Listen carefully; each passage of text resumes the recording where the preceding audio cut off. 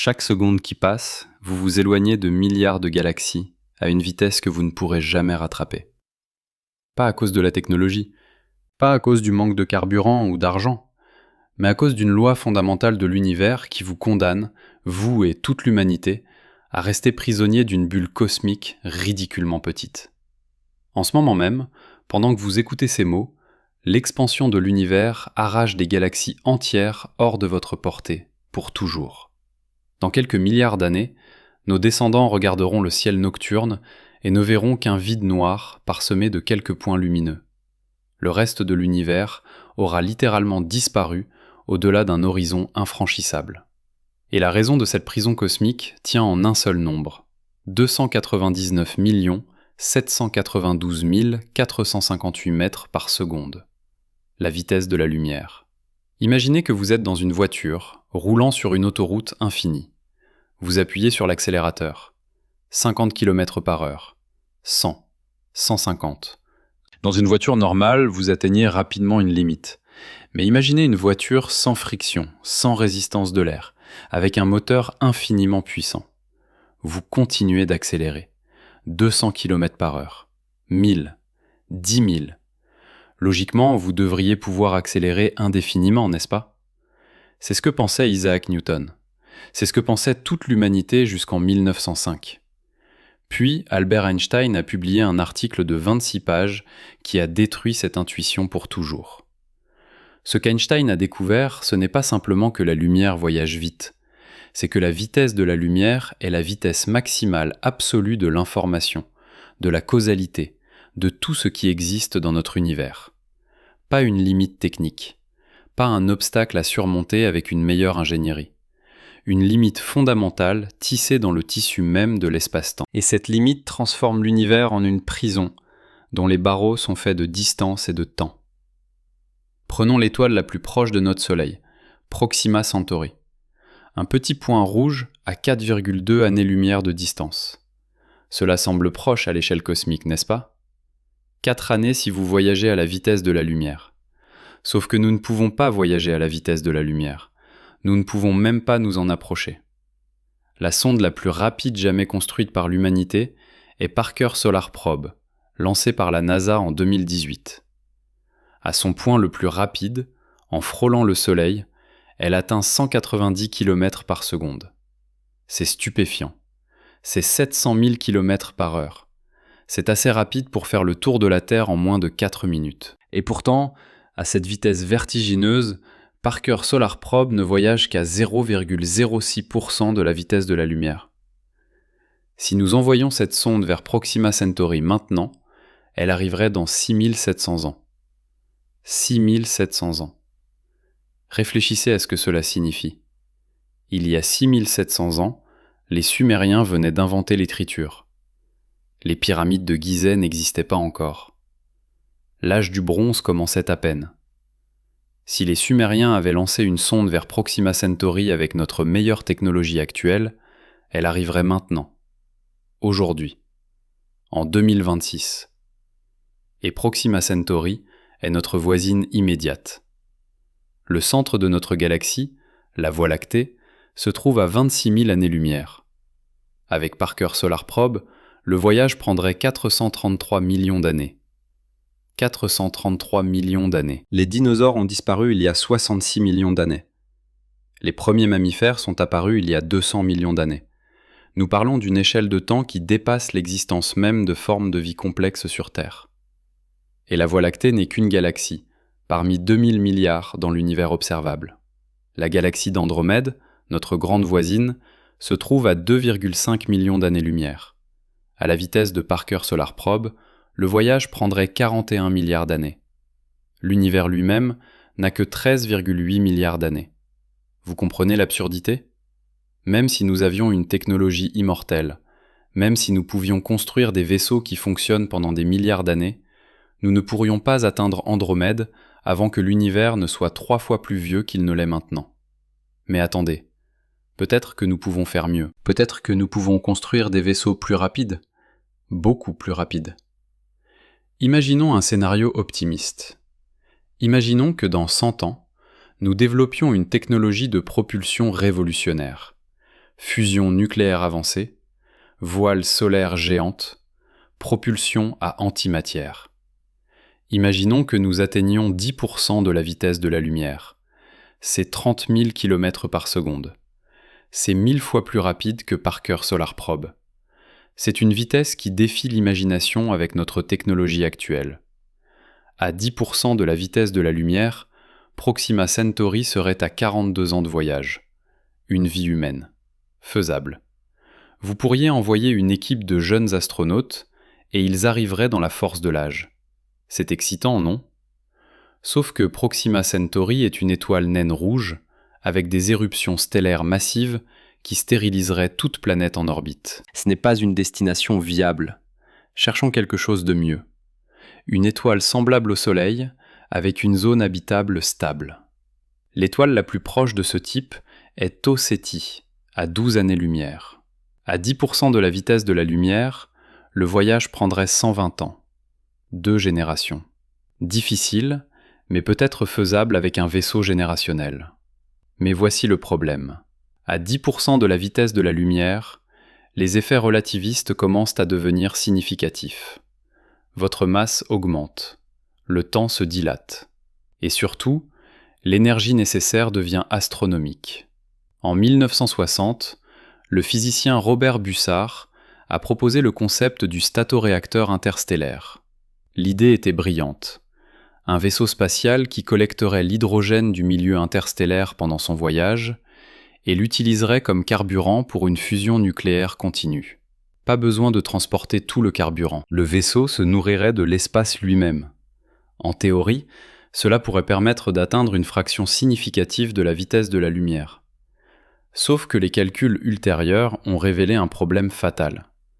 La densité de l'hydrogène dans l'espace interstellaire est d'environ 1 atome par centimètre cube. Pour collecter suffisamment d'hydrogène, vous auriez besoin d'un collecteur magnétique de milliers de kilomètres de diamètre. Et la traînée créée par ce collecteur serait supérieure à la poussée générée par la fusion. Le vaisseau ralentirait au lieu d'accélérer. Le statoréacteur de Bussard ne fonctionne pas. Alors peut-être l'antimatière. Quand la matière rencontre l'antimatière, elle s'annihile complètement, convertissant 100% de leur masse en énergie selon la célèbre équation d'Einstein. E égale mc². C'est la source d'énergie la plus efficace théoriquement possible. 1 kg d'antimatière, réagissant avec 1 kg de matière, libérerait l'équivalent énergétique de 43 mégatonnes de TNT. C'est 3 fois la puissance de la plus grande bombe nucléaire jamais testée. Le problème ? Nous ne savons pas comment produire de l'antimatière en quantité significative. Le CERN, le plus grand laboratoire de physique des particules au monde, produit environ 10 nanogrammes d'antimatière par an. 10 milliardièmes de grammes.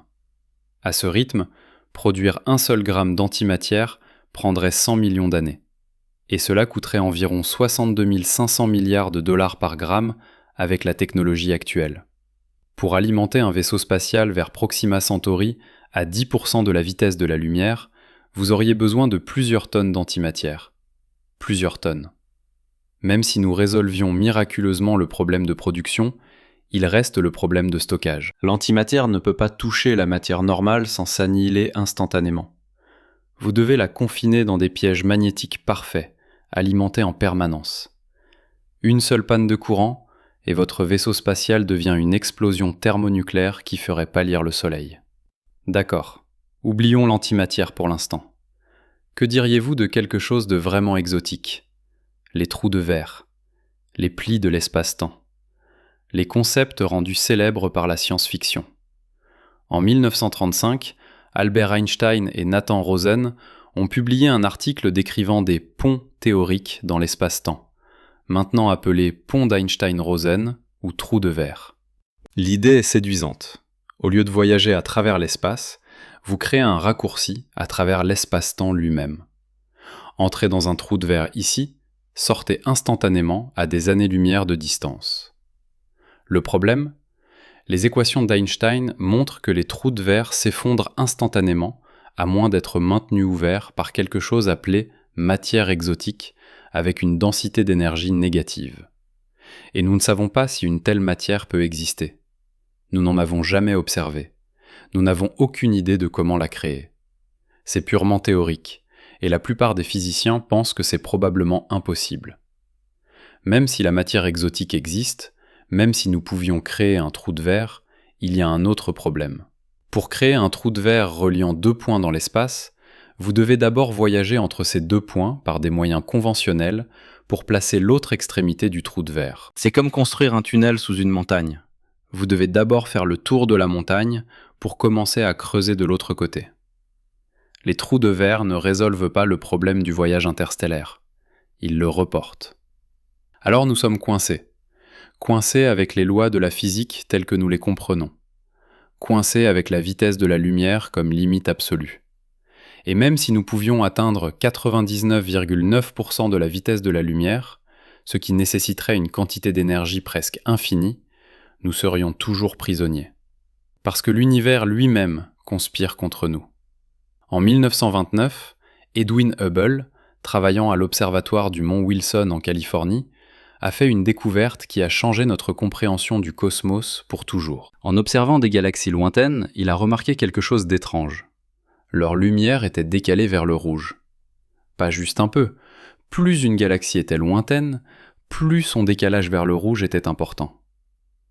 Ce décalage vers le rouge signifie que les galaxies s'éloignent de nous. Et plus elles sont loin, plus elles s'éloignent rapidement. Hubble avait découvert que l'univers est en expansion. Mais ce n'est pas comme une explosion où des fragments volent dans un espace préexistant. C'est l'espace lui-même qui s'étire. Imaginez des points dessinés sur la surface d'un ballon. Quand vous gonflez le ballon, les points s'éloignent les uns des autres, non pas parce qu'ils se déplacent sur la surface, mais parce que la surface elle-même s'étire. Et voici la partie terrifiante. Au-delà d'une certaine distance, l'espace s'étire plus vite que la lumière ne peut le traverser. Cette distance s'appelle l'horizon cosmologique. Actuellement, il se trouve à environ 46,5 milliards d'années-lumière. Tout ce qui se trouve au-delà de cet horizon s'éloigne de nous plus vite que la vitesse de la lumière. Pas parce que ces galaxies violent les lois de la physique, mais parce que l'espace entre nous et elles s'étire plus vite que la lumière ne peut le traverser. Ces galaxies sont perdues pour nous, pour toujours. Leur lumière ne nous atteindra jamais. Aucun signal, aucune information, aucune influence causale ne pourra jamais franchir cet horizon. C'est comme si elles existaient dans un univers séparé. Et chaque seconde qui passe, plus de galaxies franchissent cet horizon et disparaissent de notre univers observable. En 2012, une équipe de cosmologistes, dirigée par Lawrence Krauss et Robert Scherer, a publié un article avec un titre glaçant « La fin de la cosmologie ». Leurs calculs montraient que dans environ 100 milliards d'années, toutes les galaxies en dehors de notre groupe local, notre petit amas gravitationnel de quelques dizaines de galaxies, auront franchi l'horizon cosmologique. Un astronome du futur lointain regardera le ciel nocturne et ne verra que les étoiles de sa propre galaxie et quelques galaxies satellites. Le reste de l'univers aura littéralement disparu.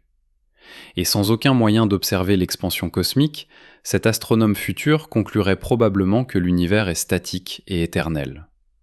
Il ne saurait même pas que le Big Bang a eu lieu. L'expansion de l'univers efface ses propres preuves. Mais nous n'avons pas à attendre 100 milliards d'années pour ressentir les effets de cette prison cosmique. Elle nous affecte maintenant, en ce moment même. 94% de l'univers observable est déjà inaccessible. Laissez cette statistique pénétrer. 94%. Même si nous pouvions voyager à la vitesse de la lumière, même si nous partions maintenant, nous ne pourrions jamais atteindre 94% des galaxies que nous pouvons voir dans nos télescopes. L'expansion de l'espace les a déjà placés hors de portée. Notre prison cosmique n'est pas une sphère de 46,5 milliards d'années-lumière. C'est une sphère beaucoup plus petite, d'environ 18 milliards d'années-lumière, contenant seulement 6% de l'univers observable. Et cette sphère rétrécit chaque seconde. Chaque seconde, environ 20 000 étoiles franchissent l'horizon et deviennent inaccessibles pour toujours. 20 000 étoiles. Chaque seconde. Pendant que vous lisez cette phrase, des dizaines de milliers de systèmes solaires, peut-être avec leur propre planète, leur propre lune, peut-être même leur propre forme de vie, ont glissé au-delà de notre portée pour l'éternité. Et nous ne pouvons rien y faire. Absolument rien. Parce que la vitesse de la lumière n'est pas juste une limite de vitesse, c'est une limite de causalité. C'est la vitesse à laquelle l'information peut se propager dans l'univers. C'est la vitesse à laquelle la cause peut produire un effet. Rien ne peut aller plus vite.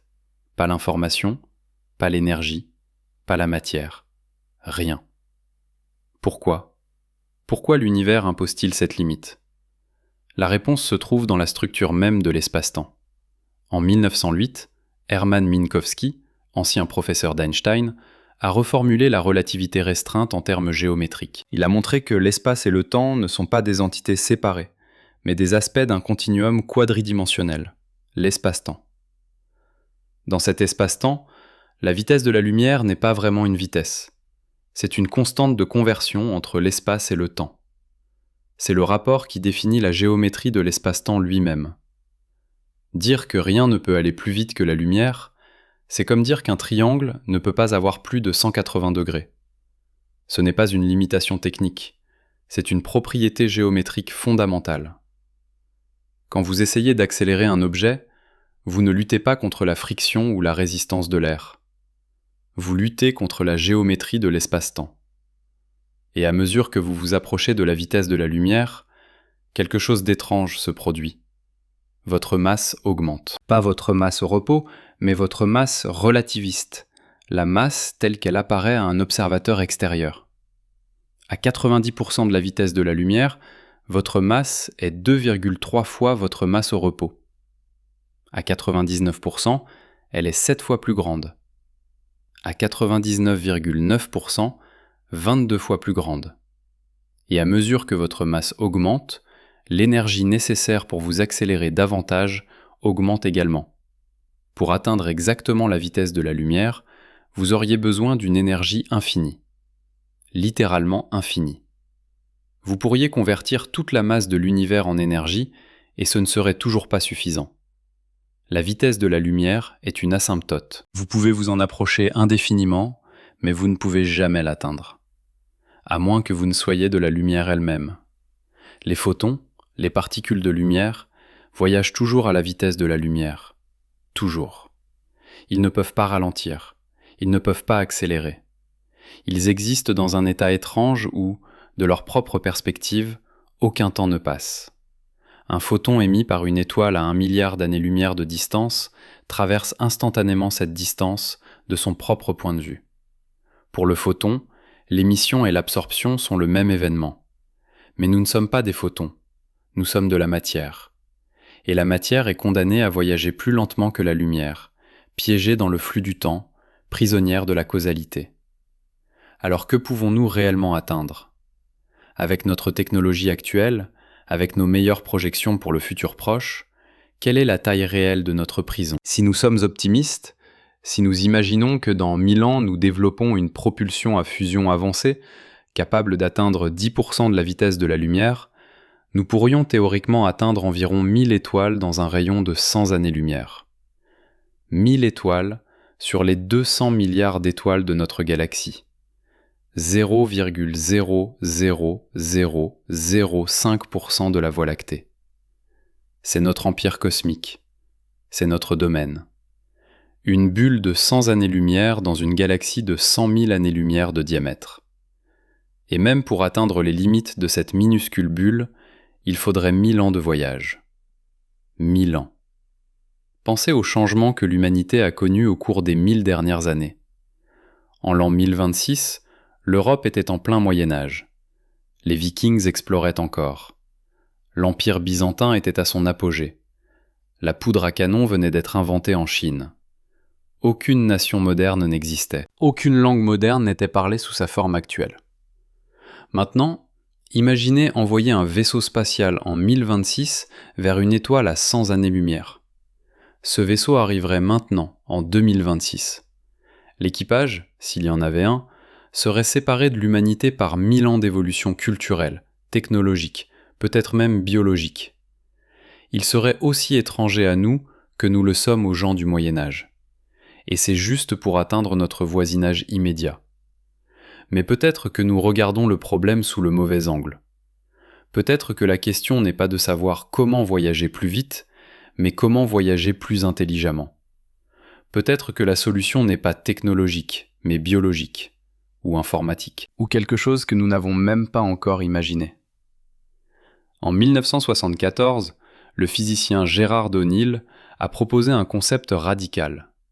Au lieu d'envoyer des humains fragiles à travers l'espace hostile, pourquoi ne pas envoyer des cylindres géants en rotation, des habitats spatiaux complets capables d'abriter des dizaines de milliers de personnes ? Ces cylindres O'Neill, comme on les appelle maintenant, créeraient une gravité artificielle par rotation, protégeraient leurs habitants des radiations cosmiques et pourraient théoriquement voyager pendant des millénaires. Un vaisseau générationnel, une arche interstellaire, une civilisation entière voyageant entre les étoiles. L'idée est séduisante. Au lieu d'un voyage de 42 ans vers Proxima Centauri, qui tuerait l'équipage par radiation et atrophie musculaire, imaginez un habitat de plusieurs kilomètres de long où des générations successives naissent, vivent et meurent pendant le voyage. Les arrière-petits-enfants de l'équipage original arriveraient à destination portant avec eux toute la culture, la connaissance et l'histoire de l'humanité. Sauf que les calculs révèlent un problème que personne n'avait anticipé dans les années 70, la dérive génétique. Pour maintenir une population humaine génétiquement viable sur plusieurs générations, vous avez besoin d'au moins 10 000 individus. Moins que cela, et la consanguinité inévitable créera des problèmes génétiques catastrophiques en quelques générations. 10 000 personnes, sur un vaisseau spatial, pendant des siècles. Un cylindre O'Neill capable d'abriter 10 000 personnes, avec toute l'infrastructure nécessaire, l'agriculture, le recyclage de l'eau, les systèmes de support-vie, aurait une masse d'environ 10 millions de tonnes. Pour accélérer cette masse à 10% de la vitesse de la lumière, même avec une propulsion à fusion parfaitement efficace, vous auriez besoin d'une quantité d'énergie équivalente à la production totale du Soleil pendant plusieurs années. Plusieurs années de production solaire totale, pour un seul vaisseau, vers une seule étoile. Et ce n'est que l'accélération. Vous devez aussi décélérer à l'arrivée, ce qui double les besoins énergétiques. Et vous devez transporter le carburant pour la décélération, ce qui augmente la masse, ce qui augmente les besoins énergétiques pour l'accélération, ce qui augmente le carburant nécessaire, ce qui augmente la masse. C'est l'équation tyrannique de Tsiolkovsky, le cauchemar de tout ingénieur spatial. Mais attendez, peut-être que nous n'avons pas besoin d'envoyer 10 000 personnes. Peut-être que nous pouvons envoyer quelque chose de plus petit, de plus efficace. En 2016, le milliardaire Yuri Milner et le physicien Stephen Hawking ont annoncé le projet Breakthrough Starshot. L'idée ? Envoyer des milliers de minuscules sondes, chacune pesant seulement quelques grammes, vers Alpha Centauri. Ces sondes seraient équipées de voiles ultra-légères, et un réseau de lasers terrestres les pousserait jusqu'à 20% de la vitesse de la lumière. 20%. 2 fois plus rapide que notre scénario optimiste précédent. Le voyage vers Proxima Centauri prendrait seulement 20 ans. Les sondes pourraient transmettre des images, des données, des informations sur les planètes en orbite. Nous pourrions enfin savoir si notre voisine stellaire abrite quelque chose d'intéressant. Le projet est techniquement plausible. Les défis sont immenses, mais pas impossibles. Construire des voiles de quelques mètres carrés pesant moins d'1 gramme. Créer un réseau de lasers capable de délivrer 100 gigawatts de puissance focalisée. Miniaturiser des caméras, des ordinateurs, des transmetteurs à l'échelle nanométrique. Difficile, mais faisable avec quelques décennies de développement. Sauf qu'il y a un problème que personne ne mentionne dans les communiqués de presse enthousiastes. Ces sondes ne peuvent pas ralentir. À 20% de la vitesse de la lumière, elles traverseront le système Proxima Centauri en quelques heures. Elles auront une brève fenêtre pour prendre des photos, collecter des données et transmettre vers la Terre. Puis elles continueront dans l'espace interstellaire pour toujours, devenant des artefacts silencieux dérivant dans le vide cosmique.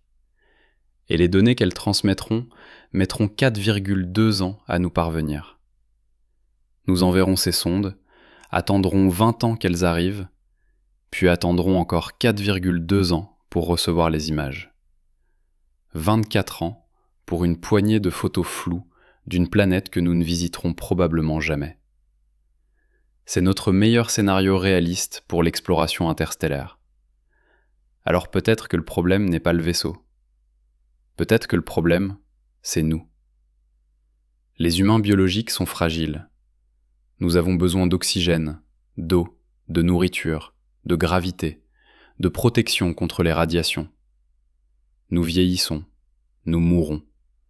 Nous sommes fondamentalement inadaptés au voyage spatial de longue durée. Mais que se passerait-il si nous pouvions nous transformer? Que se passerait-il si nous pouvions télécharger notre conscience dans des substrats informatiques?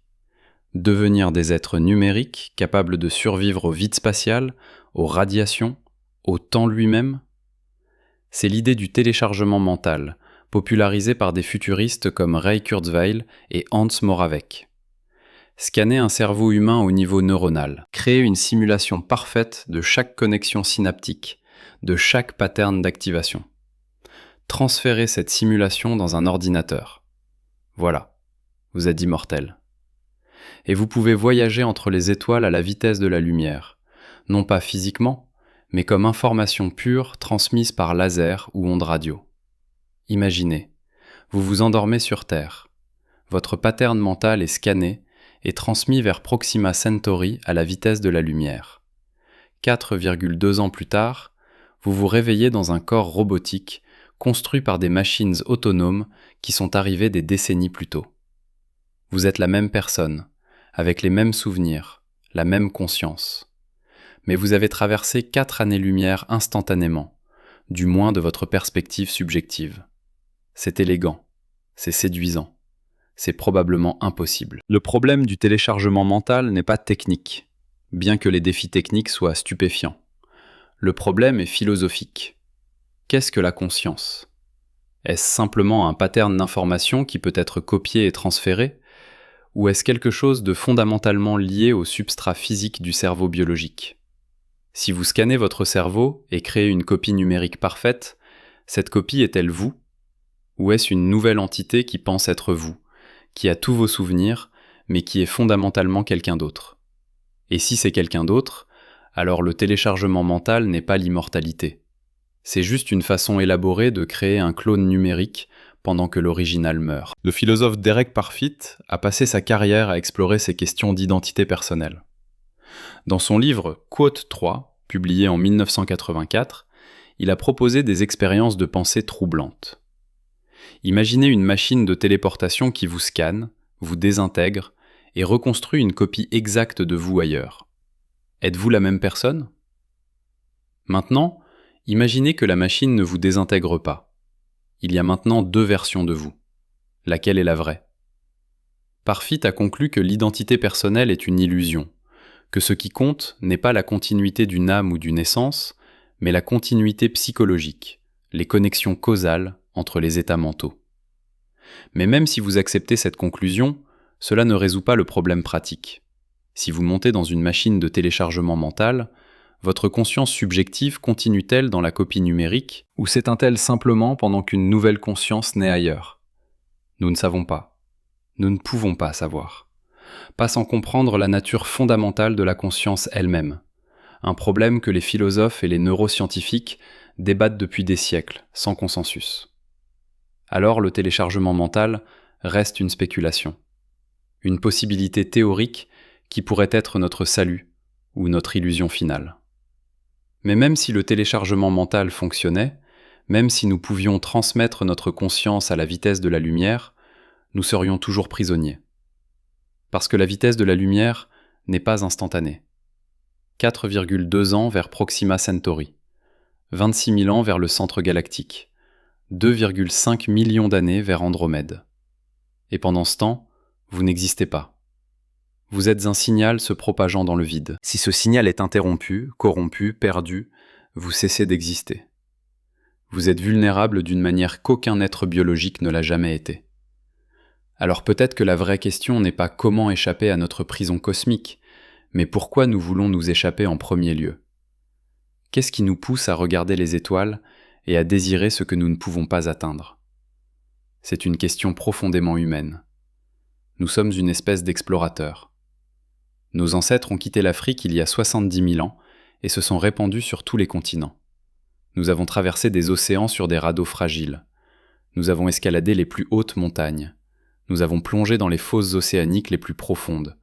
Nous avons marché sur la Lune. L'exploration est dans notre nature. La curiosité est notre trait définissant. Nous voyons un horizon et nous voulons savoir ce qui se trouve au-delà. Mais l'espace n'est pas comme les océans terrestres. Les océans ont des rivages opposés. Les montagnes ont des sommets. Les fosses océaniques ont des fonds. L'espace n'a pas de limite que nous pouvons atteindre. C'est un vide qui s'étend au-delà de toute compréhension. Et la majeure partie de ce vide nous sera éternellement interdite. En 1950, le physicien Enrico Fermi déjeunait avec des collègues au laboratoire national de Los Alamos. La conversation a dérivé vers les extraterrestres et les observations d'ovnis récentes. Fermi a soudainement demandé. C'était une question simple, avec des implications profondes. Si l'univers est si vaste, si ancien, avec des milliards de galaxies contenant chacune des milliards d'étoiles, alors statistiquement, la vie intelligente devrait être commune. Certaines de ces civilisations devraient être des millions d'années plus avancées que nous. Elles devraient avoir colonisé leur galaxie. Elles devraient être partout. Alors, où sont-elles ? C'est le paradoxe de Fermi. Et il y a essentiellement 3 catégories de solutions. Première possibilité, nous sommes seuls. La vie intelligente est si incroyablement rare que nous sommes la seule civilisation technologique dans l'univers observable. Cette idée est appelée l'hypothèse de la Terre rare, proposée par le paléontologue Peter Ward et l'astronome Donald Brownlee en l'an 2000. Selon cette hypothèse, la vie simple, microbienne, pourrait être commune, mais la vie complexe, multicellulaire, intelligente, nécessite une chaîne si improbable de coïncidences que nous pourrions être uniques. Une étoile de la bonne taille, une planète à la bonne distance, une lune massive pour stabiliser l'axe de rotation, des plaques tectoniques pour recycler les nutriments, un champ magnétique pour protéger contre les radiations, Jupiter pour dévier les astéroïdes, une histoire évolutive spécifique qui a produit d'intelligence. Chacun de ces facteurs réduit la probabilité. Multipliez-les tous ensemble, et peut-être que la probabilité d'une civilisation technologique est si faible que nous sommes effectivement seuls dans l'univers observable. Si c'est vrai, alors notre prison cosmique n'a pas d'importance. Il n'y a personne d'autre là-bas. Personne à rencontrer. Personne avec qui communiquer. Nous sommes seuls dans un univers de 100 milliards de galaxies, chacune contenant 100 milliards d'étoiles, et pas une seule autre civilisation pour partager l'existence. C'est une solitude cosmique si profonde qu'elle défie la compréhension. Deuxième possibilité. Ils existent, mais nous ne pouvons pas les détecter. Peut-être que les civilisations avancées utilisent des technologies de communication que nous ne pouvons pas percevoir. Peut-être qu'elles communiquent via des neutrinos ou des ondes gravitationnelles, ou quelque chose que nous n'avons même pas découvert. Peut-être qu'elles ont transcendé la matière physique et existent dans des dimensions que nous ne pouvons pas observer. Ou peut-être qu'elles sont simplement trop loin.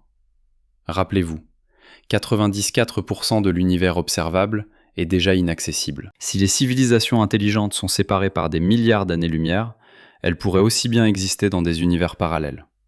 Aucun signal, aucune communication, aucun contact ne sera jamais possible.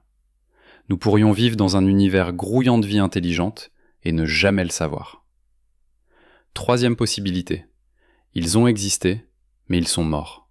C'est l'hypothèse du grand filtre, proposée par l'économiste Robin Hanson en 1996. L'idée est qu'il existe une étape dans l'évolution de la vie vers la civilisation spatiale qui est extrêmement difficile à franchir. Un filtre qui élimine presque toutes les civilisations.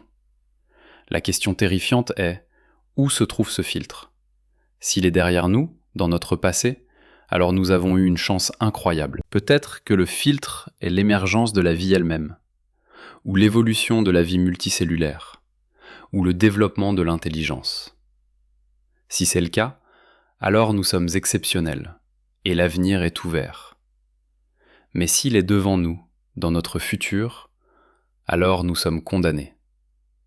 Peut-être que toutes les civilisations technologiques finissent par se détruire avec des armes nucléaires, ou des pandémies artificielles, ou l'intelligence artificielle incontrôlée, ou l'effondrement écologique. Peut-être qu'il y a quelque chose d'intrinsèque à la technologie avancée qui garantit l'autodestruction. Si c'est vrai, alors notre prison cosmique n'a pas d'importance. Nous ne vivrons pas assez longtemps pour nous en échapper de toute façon. Ces trois possibilités sont toutes profondément troublantes. Soit nous sommes seuls, soit nous sommes isolés, soit nous sommes condamnés. Il n'y a pas de quatrième option réconfortante. Et peut-être que c'est la vraie leçon de notre prison cosmique. Peut-être que l'univers nous dit quelque chose de fondamental sur la nature de l'existence. Que l'isolement n'est pas un bug, mais une caractéristique. Que chaque civilisation, chaque conscience, chaque point de vue est fondamentalement seul, séparé de tous les autres par des distances et des temps qui ne peuvent jamais être franchis. En 1987, le physicien David Deutsch a publié un article révolutionnaire sur la théorie quantique de l'information. Il a montré que l'information a des propriétés physiques réelles, qu'elle ne peut pas être copiée parfaitement, qu'elle est soumise aux lois de la thermodynamique.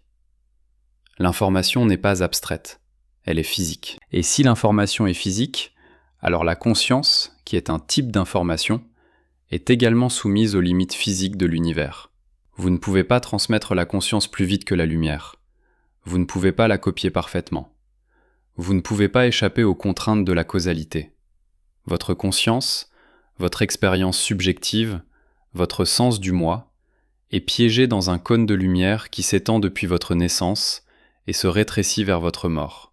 Tout ce que vous pouvez expérimenter, tout ce que vous pouvez influencer, tout ce qui peut vous influencer, doit se trouver dans ce cône. Le reste de l'univers pourrait aussi bien ne pas exister. C'est une forme de solipsisme cosmique. Non pas que vous êtes la seule chose qui existe, mais que vous êtes fondamentalement séparé de tout le reste par les limites de la causalité. Et peut-être que c'est pourquoi l'univers impose une limite de vitesse. Pas pour nous punir, pas pour nous emprisonner, mais parce que, sans cette limite, la causalité elle-même s'effondrerait. Sans la vitesse de la lumière comme limite absolue, les effets pourraient précéder les causes.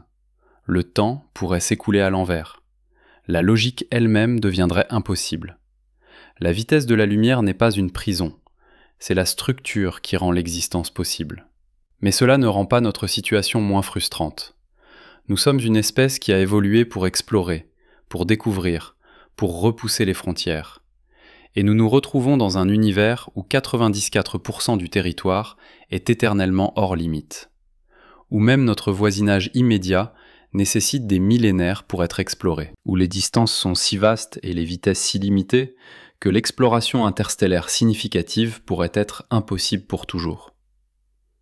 En 2019, l'astrophysicien Abraham Loeb a publié un article calculant combien de temps il faudrait à l'humanité pour coloniser la Voie lactée en utilisant une technologie réaliste. Sa conclusion, environ 50 millions d'années. 50 millions d'années pour se répandre à travers une seule galaxie. Les dinosaures ont régné sur Terre pendant 165 millions d'années avant de disparaître. L'Homo sapiens existe depuis seulement 300 000 ans. Nous avons développé la civilisation il y a seulement 10 000 ans. La révolution industrielle a commencé il y a seulement 250 ans. Survivrons-nous 50 millions d'années ? Resterons-nous reconnaissables en tant qu'espèce ? Aurons-nous même encore la volonté d'explorer après des millions d'années d'existence ? Ce sont des questions sans réponse. Mais elles soulignent l'échelle absurde du défi auquel nous sommes confrontés. L'univers fonctionne sur des échelles de temps qui rendent nos ambitions ridicules. Nous sommes des éphémères contemplant l'éternité. Et pourtant, nous contemplons. C'est peut-être notre trait le plus remarquable. Nous savons que nous sommes prisonniers. Nous comprenons les barreaux de notre cage cosmique. Nous pouvons calculer exactement combien de l'univers nous sera éternellement refusé. Et nous regardons quand même vers le haut. Nous rêvons quand même. Nous planifions quand même des missions vers les étoiles que nous n'atteindrons jamais. Il y a quelque chose de profondément humain dans cette futilité. Quelque chose de beau dans notre refus d'accepter les limites, même quand ces limites sont gravées dans les lois fondamentales de la physique. En 1990, la sonde Voyager 1, lancée 13 ans plus tôt, a atteint une distance de 6 milliards de kilomètres de la Terre. À la demande de l'astronome Carl Sagan, la NASA a tourné les caméras de Voyager vers la Terre et a pris une photo. Dans cette image, la Terre apparaît comme un minuscule point bleu pâle, à peine visible, suspendu dans un rayon de lumière solaire. Sagan a écrit à propos de cette image « Regardez encore ce petit point. C'est ici. C'est notre foyer. C'est nous. Sur lui, tous ceux que vous aimez, tous ceux que vous connaissez, tous ceux dont vous avez entendu parler, tous les êtres humains qui aient jamais vécu, ont vécu leur vie. Toute l'histoire humaine, toutes les guerres, toutes les découvertes, tous les amours, toutes les tragédies. Sur un point si petit qu'il est presque invisible à 6 milliards de kilomètres. Et 6 milliards de kilomètres n'est rien. C'est un 40 millième d'une année-lumière. C'est la distance que la lumière parcourt en 5 heures et demie. Proxima Centauri est 8000 fois plus loin. Le centre galactique est 4 millions de fois plus loin que cela. Notre point bleu pâle est perdu dans une immensité qui défie toute tentative de visualisation. Et nous sommes piégés sur ce point. Ou du mieux, dans une minuscule bulle autour de lui. Pour toujours. Mais peut-être que pour toujours est le mauvais cadre temporel. Peut-être que nous pensons à cela de la mauvaise façon. Nous imaginons l'humanité comme une entité fixe, inchangée, qui doit, d'une manière ou d'une autre, conquérir l'univers dans sa forme actuelle. Mais l'humanité n'est pas fixe. Nous évoluons, nous changeons, nous nous adaptons. Il y a 300 000 ans, nos ancêtres étaient des chasseurs-cueilleurs en Afrique de l'Est. Ils n'auraient pas pu imaginer les villes, les ordinateurs, les voyages spatiaux. Leur cerveau était le même que le nôtre, mais leur monde était incompréhensiblement différent. Dans 300 000 ans, que serons-nous ? Dans 3 millions d'années ? Dans 30 millions d'années ? Serons-nous encore biologiques ? Serons-nous encore individuels ? Serons-nous encore reconnaissables comme descendants de l'Homo sapiens ? Peut-être que nos descendants lointains ne ressentiront pas notre frustration face aux limites cosmiques. Peut-être qu'ils auront transcendé le désir d'explorer physiquement. Peut-être qu'ils existeront dans des réalités virtuelles si riches et complexes que l'univers physique leur semblera ennuyeux en comparaison. Ou peut-être qu'ils trouveront des moyens de contourner les limites que nous considérons comme absolues. Pas en violant les lois de la physique, mais en les exploitant de manière que nous ne pouvons pas encore imaginer.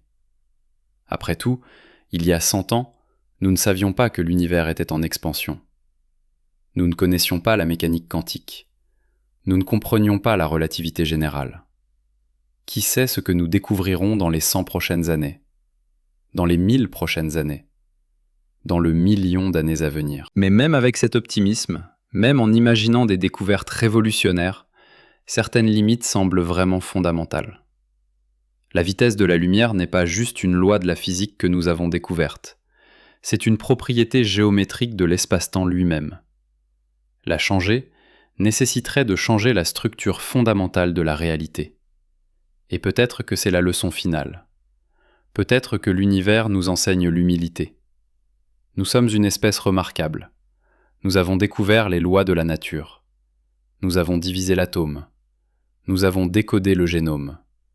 Nous avons marché sur d'autres mondes. Mais nous ne sommes pas des dieux. Nous ne pouvons pas réécrire les règles de l'existence. Nous sommes soumis aux mêmes lois que tout le reste dans l'univers. Et ces lois imposent des limites que aucune quantité d'ingéniosité ne peut surmonter. Notre prison cosmique n'est pas une punition, c'est simplement la réalité. Et peut-être que la vraie sagesse n'est pas de chercher désespérément une évasion, mais d'apprendre à vivre avec grâce dans les limites qui nous sont données. Mais il y a quelque chose que nous n'avons pas encore abordé. Quelque chose de plus troublant que toutes les limites technologiques. Quelque chose qui transforme notre prison cosmique d'un défi d'ingénierie en une tragédie existentielle. Le temps, lui-même, conspire contre nous. Imaginez que demain, par un miracle scientifique, nous résolvions tous les problèmes. Nous développons une propulsion à antimatière efficace. Nous construisons des vaisseaux capables d'atteindre 50% de la vitesse de la lumière. Nous envoyons des flottes entières vers les étoiles proches. Nous commençons la grande expansion de l'humanité à travers la galaxie. Combien de temps cela prendrait-il ?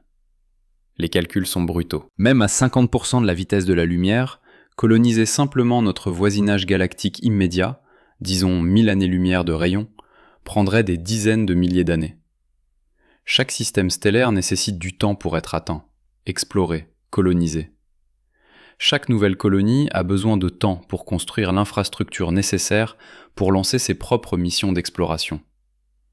Le modèle de colonisation galactique ressemble à une vague qui se propage lentement. Vous colonisez les étoiles proches. Ces colonies deviennent des bases pour coloniser des étoiles plus lointaines. La vague s'étend, mais à une vitesse limitée par la physique et la logistique. En 2009, les astrophysiciens Rasmus Björk et Andrew Sutherland ont modélisé ce processus en détail. Leur conclusion, même avec une technologie optimiste, coloniser toute la Voie lactée prendrait entre 50 et 100 millions d'années.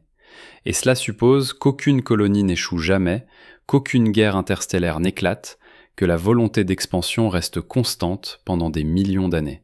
50 millions d'années minimum. Maintenant, rappelez-vous ce que nous avons dit plus tôt sur l'expansion de l'univers. Chaque seconde, 20 000 étoiles franchissent l'horizon cosmologique et deviennent inaccessibles. Chaque année, environ 630 milliards d'étoiles disparaissent au-delà de notre portée. Faisons le calcul. En 50 millions d'années, combien d'étoiles auront franchi l'horizon ? 31 millions de milliards d'étoiles. Pendant que nous colonisons laborieusement notre propre galaxie, 31 millions de milliards d'étoiles dans d'autres galaxies glissent hors de notre univers accessible. Pour chaque étoile que nous atteignons, 1 milliard d'autres deviennent inaccessibles, pour toujours. C'est une course que nous ne pouvons pas gagner. C'est une course que nous avons déjà perdue. Mais cela devient encore plus étrange, parce que l'expansion de l'univers n'est pas constante, elle accélère.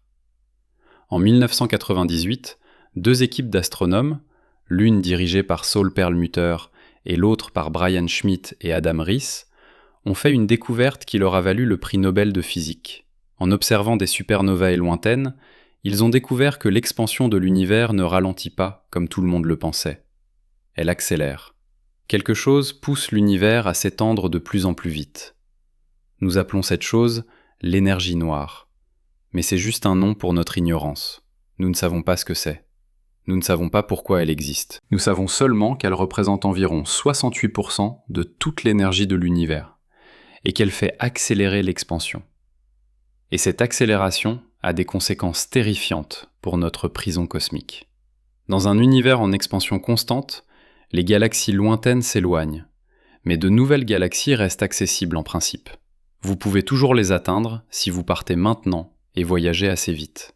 Mais dans un univers en expansion accélérée, il existe un horizon absolu. Au-delà de ce horizon, même si vous partiez maintenant à la vitesse de la lumière, vous n'atteindriez jamais votre destination. L'espace entre vous et elle s'étire plus vite que vous ne pouvez le traverser.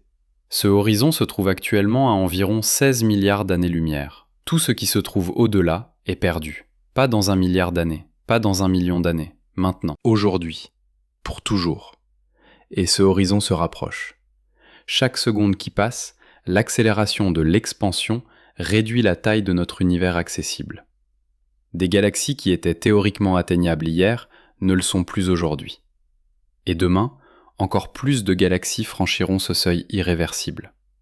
En 2010, le cosmologiste Lawrence Krauss a calculé l'avenir ultime de notre univers en expansion accélérée. Dans 100 milliards d'années, toutes les galaxies en dehors de notre groupe local auront franchi l'horizon cosmologique. Le ciel nocturne sera presque vide. Un astronome futur ne verra que quelques dizaines de galaxies, toutes gravitationnellement liées à la nôtre. Dans 1000 milliards d'années, même ces galaxies auront fusionné en une seule supergalaxie. Et cette galaxie sera seule, dans un univers observable par ailleurs, vide. Pas de galaxies lointaines. Pas de rayonnement cosmique de fond. Pas de preuve de l'expansion. Pas de preuve du Big Bang. Un univers île, complètement isolé, complètement seul. Et dans 100 000 milliards d'années, même les étoiles de cette supergalaxie auront épuisé leur carburant. L'univers entrera dans ce que les cosmologistes appellent l'ère dégénérée. Plus de fusion nucléaire, plus de lumière. Juste des naines brunes froides, des naines blanches refroidissantes, des étoiles à neutrons, des trous noirs. L'univers deviendra froid, sombre et mort. Mais nous n'avons pas à attendre 100 000 milliards d'années pour ressentir les effets de notre isolement cosmique. Nous les ressentons maintenant. Parce que l'expansion accélérée ne limite pas seulement où nous pouvons aller, elle limite ce que nous pouvons savoir. Pensez-y, la lumière que nous recevons des galaxies lointaines a voyagé pendant des milliards d'années. Cette lumière nous montre ces galaxies telles qu'elles étaient il y a des milliards d'années. Nous regardons dans le passé. Plus nous regardons loin, plus nous regardons en arrière dans le temps. Les galaxies les plus lointaines que nous pouvons observer se trouvent à environ 13,4 milliards d'années-lumière. Nous les voyons telles qu'elles étaient seulement 400 millions d'années après le Big Bang. Ce sont des galaxies primitives, jeunes, différentes des galaxies matures que nous voyons plus près de nous. Mais voici le problème. Ces galaxies ont continué d'évoluer. Elles ont formé de nouvelles étoiles. Elles ont fusionné avec d'autres galaxies. Elles ont développé des structures complexes. Mais nous ne verrons jamais cette évolution. Parce que la lumière montrant leur état actuel ne nous atteindra jamais. L'expansion de l'univers l'a déjà placé hors de portée. Nous sommes condamnés à voir ces galaxies figées dans leur jeunesse pour toujours. Et cela devient encore plus étrange. Il existe une région de l'univers appelée la surface de dernière diffusion. C'est la région d'où provient le rayonnement cosmique de fond, la lueur résiduelle du Big Bang. Cette surface se trouve à environ 46 milliards d'années-lumière de distance maintenant, en tenant compte de l'expansion. Mais cette surface n'est pas un lieu physique. C'est un moment dans le temps. C'est le moment, environ 380 000 ans après le Big Bang, où l'univers est devenu transparent pour la première fois. Avant ce moment, l'univers était un plasma opaque. Après ce moment, la lumière pouvait voyager librement. Tout ce qui s'est passé avant ce moment est invisible pour nous. Pas parce que c'est trop loin. Pas parce que la lumière n'a pas eu le temps de nous atteindre, mais parce qu'il n'y avait pas de lumière à émettre. L'univers était opaque. Nous ne pouvons pas voir au-delà de cette surface. Jamais. Peu importe la qualité de nos télescopes. Peu importe combien de temps nous attendons. C'est un horizon fondamental dans le temps, pas dans l'espace. Notre prison cosmique a des barreaux temporels, aussi bien que spatiaux. Mais il y a une autre dimension de cette prison que nous n'avons pas encore explorée. Une dimension qui transforme notre isolement d'une tragédie cosmique en quelque chose de plus personnel, de plus immédiat. La communication. Imaginez que nous détections un signal radio d'une civilisation extraterrestre. Disons qu'elle se trouve à 1000 années-lumière. Nous recevons leur message. C'est excitant, c'est historique. Nous ne sommes pas seuls. Nous décidons de répondre. Nous envoyons un message radio à la vitesse de la lumière. Il faudra 1000 ans pour que notre message les atteigne. Puis, s'ils répondent immédiatement, il faudra encore 1000 ans pour que leur réponse nous parvienne. 2000 ans pour un seul échange de messages. Il y a 2000 ans, l'Empire romain était à son apogée. Jésus venait de naître. La dynastie Han régnait sur la Chine. Aucune des nations modernes n'existait. Aucune des langues modernes n'était parlée sous sa forme actuelle. Maintenant, imaginez essayer de maintenir une conversation sur 2000 ans. Imaginez essayer de construire une relation, de partager des connaissances, de collaborer sur des projets scientifiques, quand chaque échange prend 2 millénaires. C'est impossible. Pas techniquement impossible, fondamentalement impossible. Vous ne pouvez pas avoir une conversation significative sur des échelles de temps qui dépassent la durée de vie des civilisations. Et 1000 années-lumière est proche. C'est notre voisinage galactique immédiat. Pour une civilisation au centre de la galaxie, à 26 000 années-lumière, un seul échange de messages prendrait 52 000 ans. Pour une civilisation dans Andromède, 5 millions d'années. 5 millions d'années pour dire bonjour et entendre la réponse. Il y a 5 millions d'années, nos ancêtres étaient des australopithèques en Afrique. Ils marchaient debout, mais leur cerveau était à peine plus gros que celui d'un chimpanzé. Ils ne fabriquaient pas d'outils complexes. Ils ne parlaient pas. Ils n'avaient certainement pas de civilisation. Si les australopithèques avaient envoyé un message radio vers Andromède, la réponse arriverait maintenant, aujourd'hui. Et nous, leurs descendants lointains, transformés au-delà de toute reconnaissance, recevrions un message destiné à des créatures qui n'existent plus. C'est l'absurdité de la communication interstellaire sur de grandes distances. Les échelles de temps sont si vastes qu'elles dépassent l'évolution biologique et culturelle.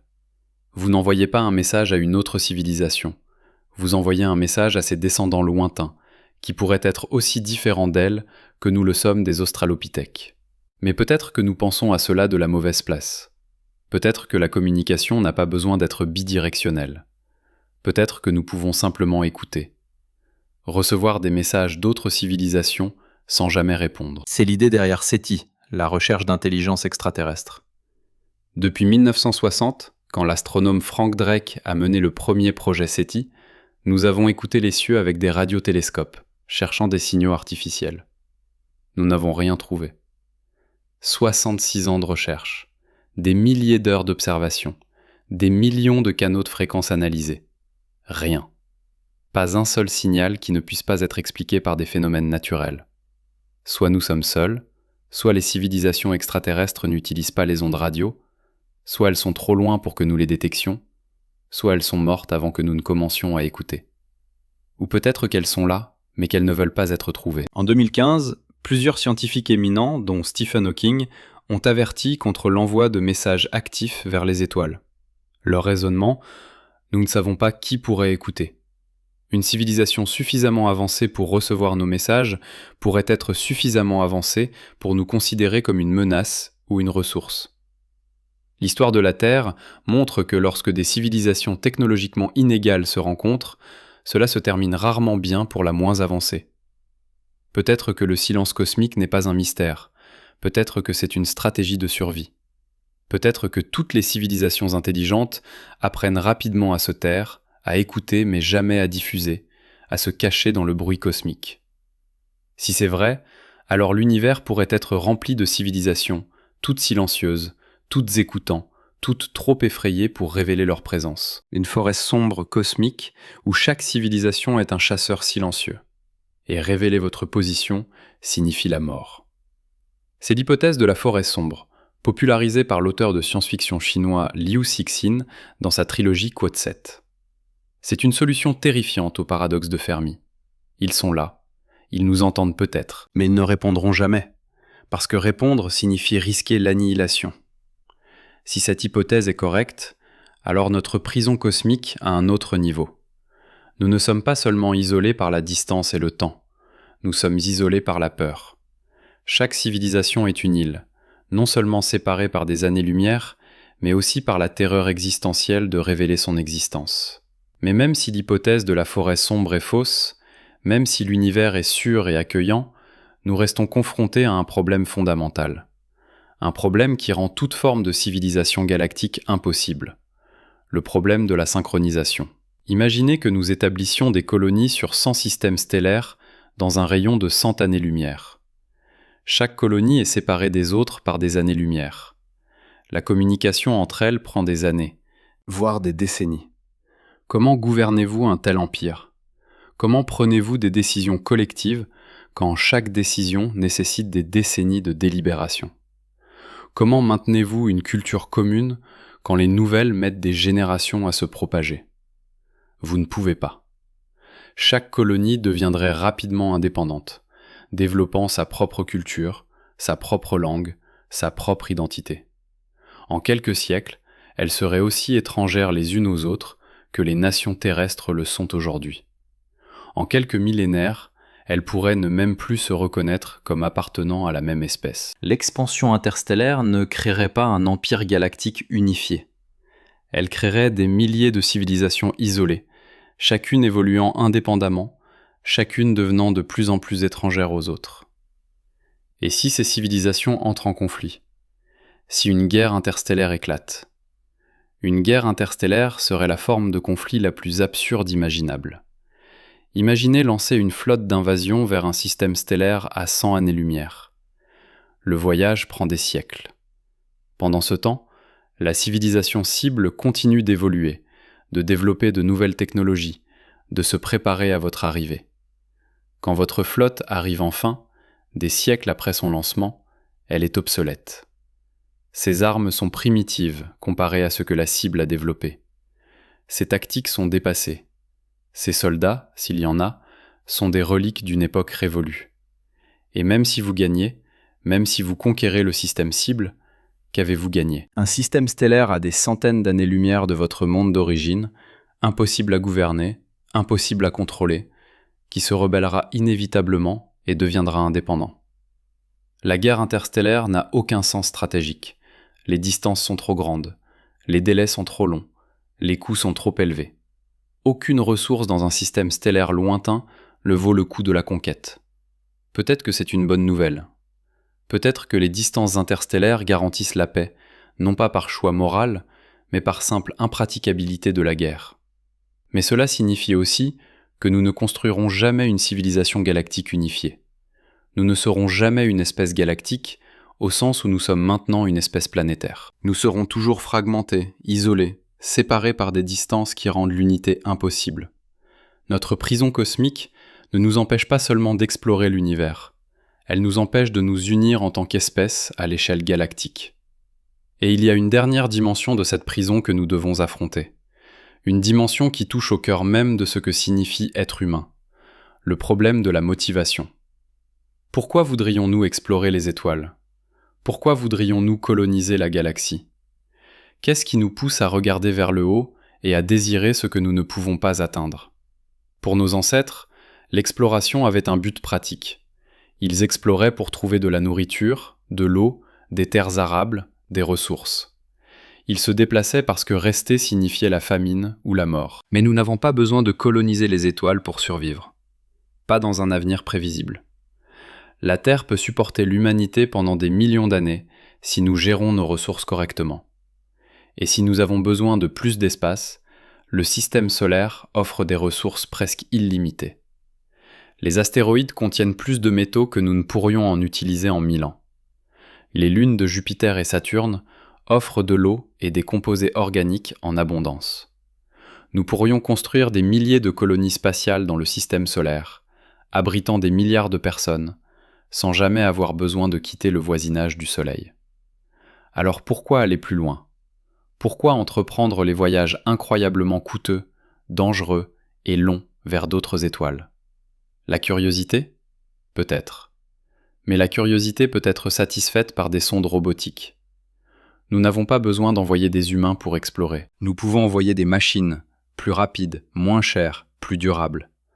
La survie de l'espèce ? L'idée que nous devons nous répandre pour éviter l'extinction ?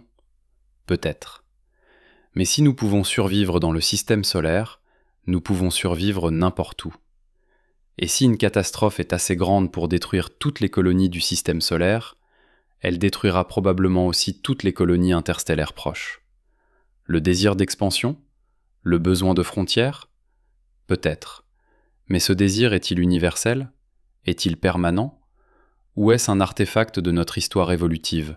Quelque chose qui pourrait s'estomper à mesure que nous évoluons. En 2017, le philosophe Nick Bostrom a publié un article sur ce qu'il appelle le Quote 8. L'idée est que les civilisations avancées pourraient développer des technologies qui satisfont tous leurs désirs sans nécessité d'expansion physique. Réalité virtuelle, modification génétique, amélioration cognitive. Pourquoi explorer l'univers physique quand vous pouvez créer des univers virtuels infinis dans votre propre esprit ?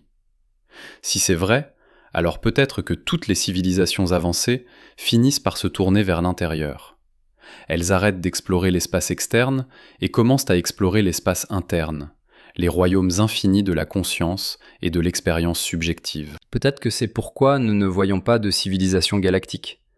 Pas parce qu'elles ne peuvent pas exister, mais parce qu'elles choisissent de ne pas exister.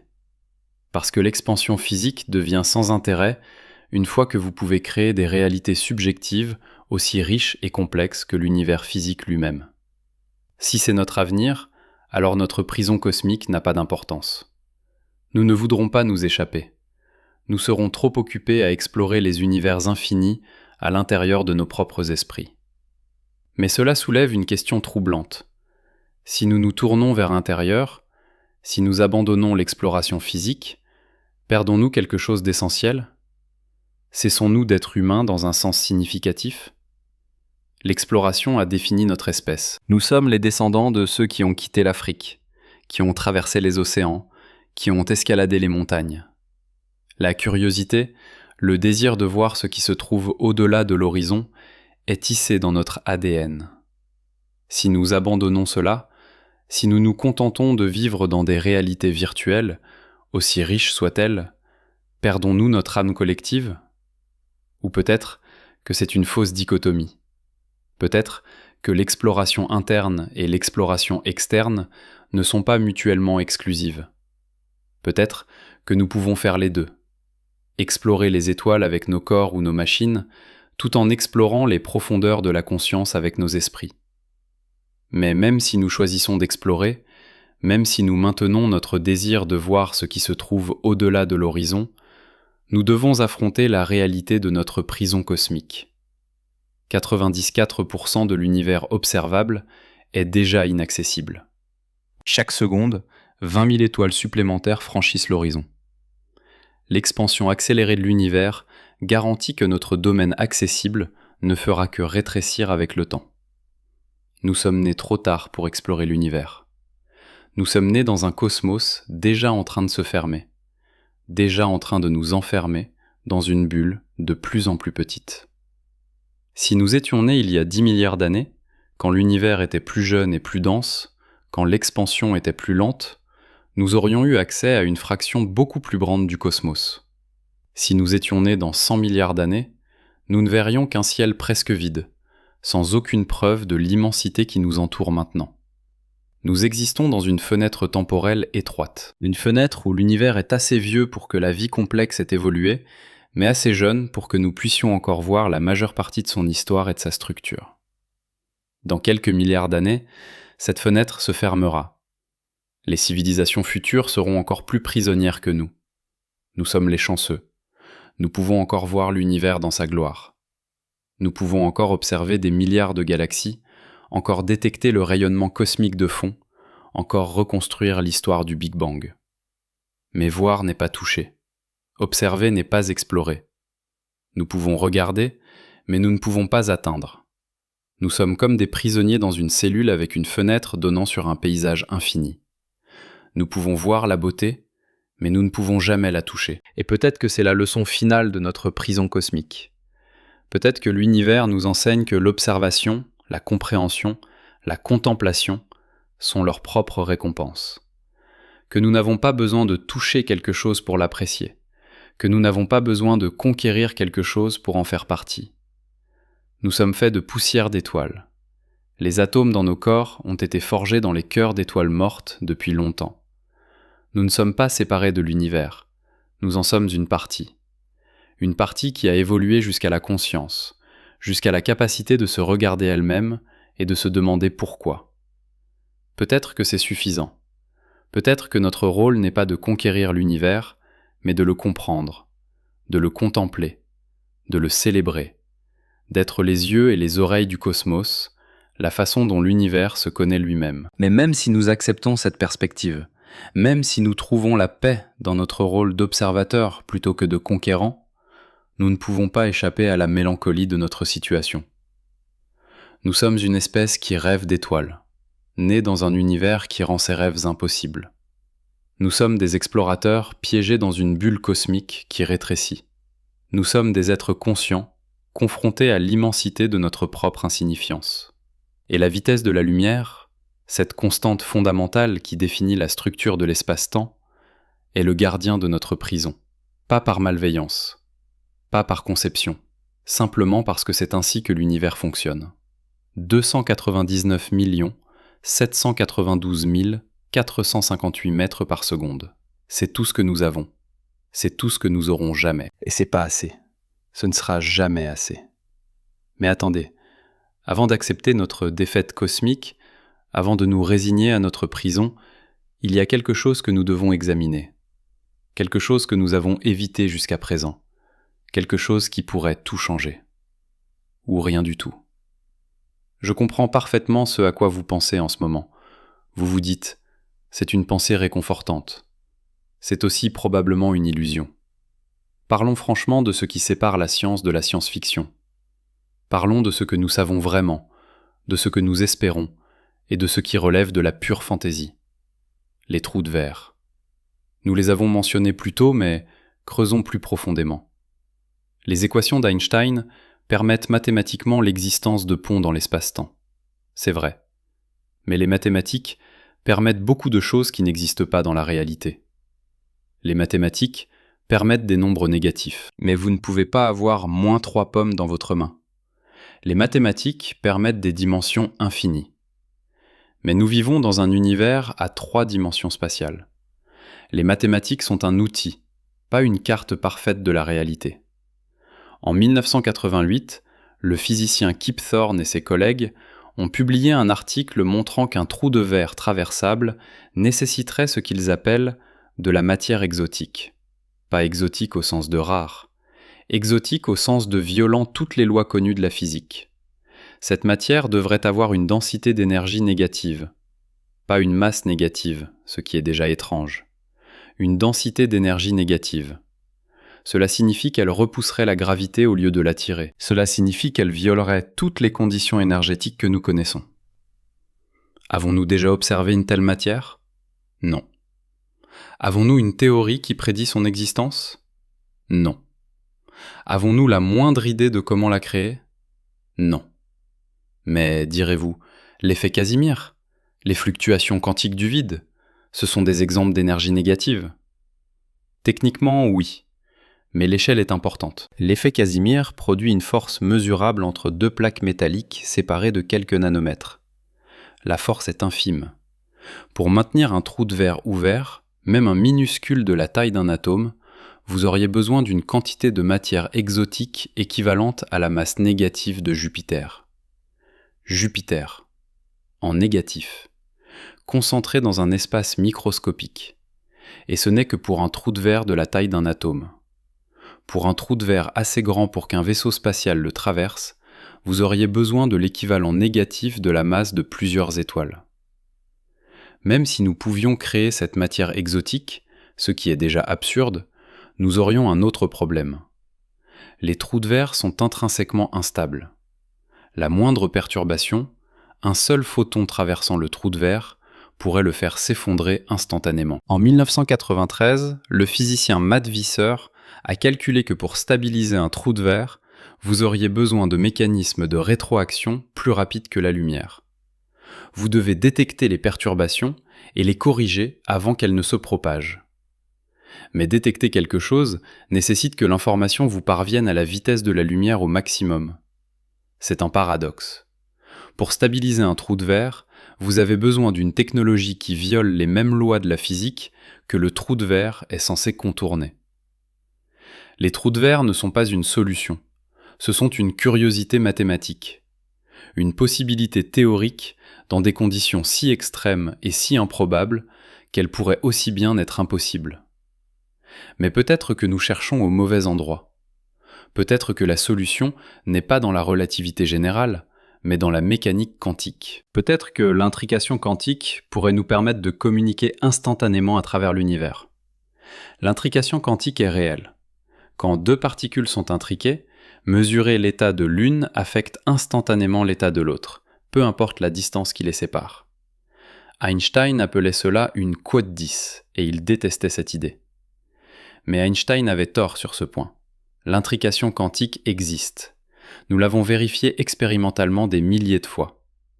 En 2015, des physiciens ont démontré l'intrication entre des particules séparées de plus de 140 km. Alors pourquoi ne pouvons-nous pas utiliser l'intrication pour communiquer plus vite que la lumière ? Parce que l'intrication ne transmet pas d'informations. Laissez-moi expliquer. Imaginez que vous avez 2 pièces de monnaie intriquées. Vous en gardez une, j'en prends l'autre, et je voyage vers Alpha Centauri. Quand vous lancez votre pièce et obtenez face, ma pièce donnera instantanément pile. C'est l'intrication. Mais voici le problème. Vous ne pouvez pas contrôler le résultat de votre lancer. C'est aléatoire. 50% face, 50% pile.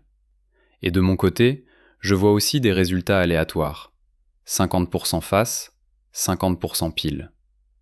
Ce n'est que lorsque nous comparons nos résultats, en utilisant une communication classique à la vitesse de la lumière, que nous découvrons la corrélation. L'intrication crée une corrélation, pas une communication. Vous ne pouvez pas encoder un message dans l'intrication quantique. Vous ne pouvez pas forcer votre pièce à donner face pour représenter un 1 binaire et pile pour représenter un 0. Le résultat est fondamentalement aléatoire. C'est le théorème de non-communication prouvé mathématiquement en 1978. L'intrication quantique ne peut pas être utilisée pour transmettre de l'information plus vite que la lumière. Jamais. C'est impossible, pas technologiquement, mais mathématiquement. La mécanique quantique ne nous sauvera pas. Alors peut-être que nous devons penser plus radicalement. Peut-être que nous devons abandonner l'idée de voyager à travers l'espace et penser à manipuler l'espace lui-même. Le moteur à distorsion. Rendu célèbre par Star Trek, mais basé sur une vraie physique. En 1994, le physicien Miguel Alcubierre a publié un article décrivant comment, en théorie, vous pourriez créer une bulle d'espace-temps qui se contracte devant un vaisseau et s'étend derrière lui. Le vaisseau lui-même ne bouge pas à travers l'espace, c'est l'espace qui bouge autour du vaisseau. Et puisque c'est l'espace qui bouge, pas le vaisseau, il n'y a pas de limite de vitesse. Vous pourriez théoriquement voyager plus vite que la lumière sans violer la relativité. C'est brillant, c'est élégant, c'est probablement impossible. Premièrement, créer une bulle de distorsion Alcubierre nécessite, encore une fois, de la matière exotique avec une densité d'énergie négative. Nous revenons au même problème que les trous de verre. Deuxièmement, les calculs originaux d'Alcubierre montraient que vous auriez besoin d'une quantité d'énergie négative équivalente à la masse de Jupiter. En 2012, le physicien Harold White a proposé des modifications qui réduiraient les besoins énergétiques à environ la masse du vaisseau spatial Voyager. C'est une amélioration massive, mais c'est toujours de l'énergie négative, que nous ne savons pas comment créer. Troisièmement, et c'est le plus problématique, vous ne pouvez pas contrôler la bulle de distorsion de l'intérieur. Pour créer la bulle, vous devez manipuler l'espace-temps autour du vaisseau. Mais une fois à l'intérieur de la bulle, vous êtes causalement déconnecté de l'extérieur.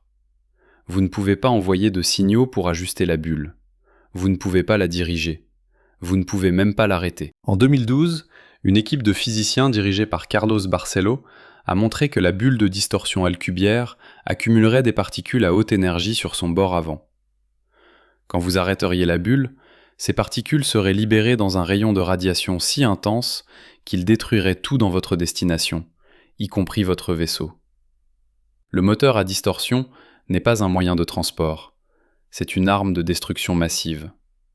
Et il y a un dernier problème, peut-être le plus fondamental. En 2017, des physiciens ont montré que créer une bulle de distorsion nécessiterait de manipuler l'espace-temps à des échelles où les effets quantiques deviennent importants. Nous aurions besoin d'une théorie de la gravité quantique pour même comprendre si c'est possible.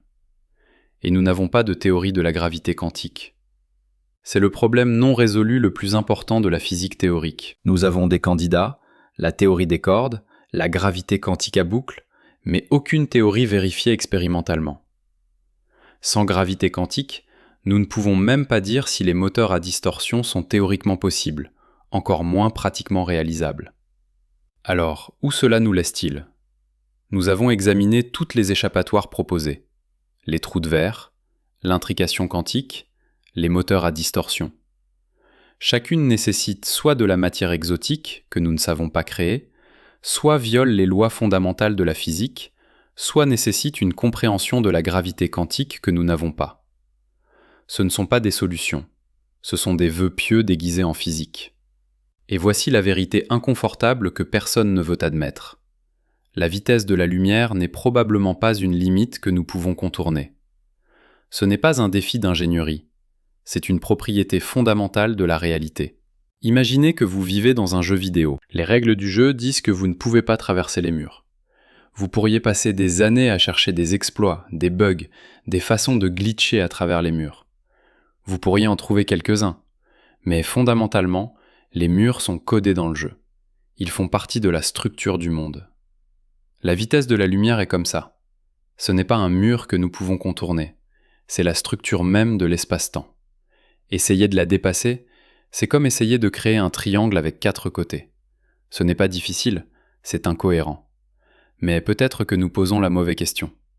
Peut-être que la question n'est pas « quote 11 », mais « quote 12 » de vitesse. Pourquoi pas une vitesse infinie? Pourquoi pas différentes vitesses dans différentes directions? La réponse se trouve dans la structure causale de l'espace-temps. Sans limite de vitesse, la causalité s'effondrerait. Les effets pourraient précéder les causes. Vous pourriez recevoir une réponse avant d'envoyer la question, vous pourriez tuer votre grand-père avant votre naissance. La vitesse de la lumière n'est pas une limitation arbitraire. C'est ce qui maintient l'univers cohérent. C'est ce qui sépare le passé du futur. C'est ce qui rend le temps possible. En 1908, Hermann Minkowski a reformulé la relativité d'Einstein en termes géométriques. Il a montré que l'espace et le temps forment un continuum quadridimensionnel où la vitesse de la lumière est la constante qui convertit entre les dimensions spatiales et temporelles. Dans cette géométrie, la vitesse de la lumière n'est pas vraiment une vitesse, c'est un angle. C'est l'angle entre l'espace et le temps. Changer la vitesse de la lumière reviendrait à changer l'angle entre les axes d'un graphique. Vous ne changeriez pas une propriété de l'univers.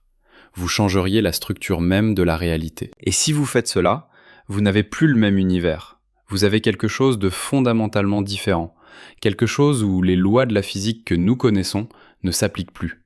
Quelque chose où la vie telle que nous la connaissons ne pourrait probablement pas exister. Nous sommes piégés dans cet univers avec ses lois, et ces lois imposent des limites absolues.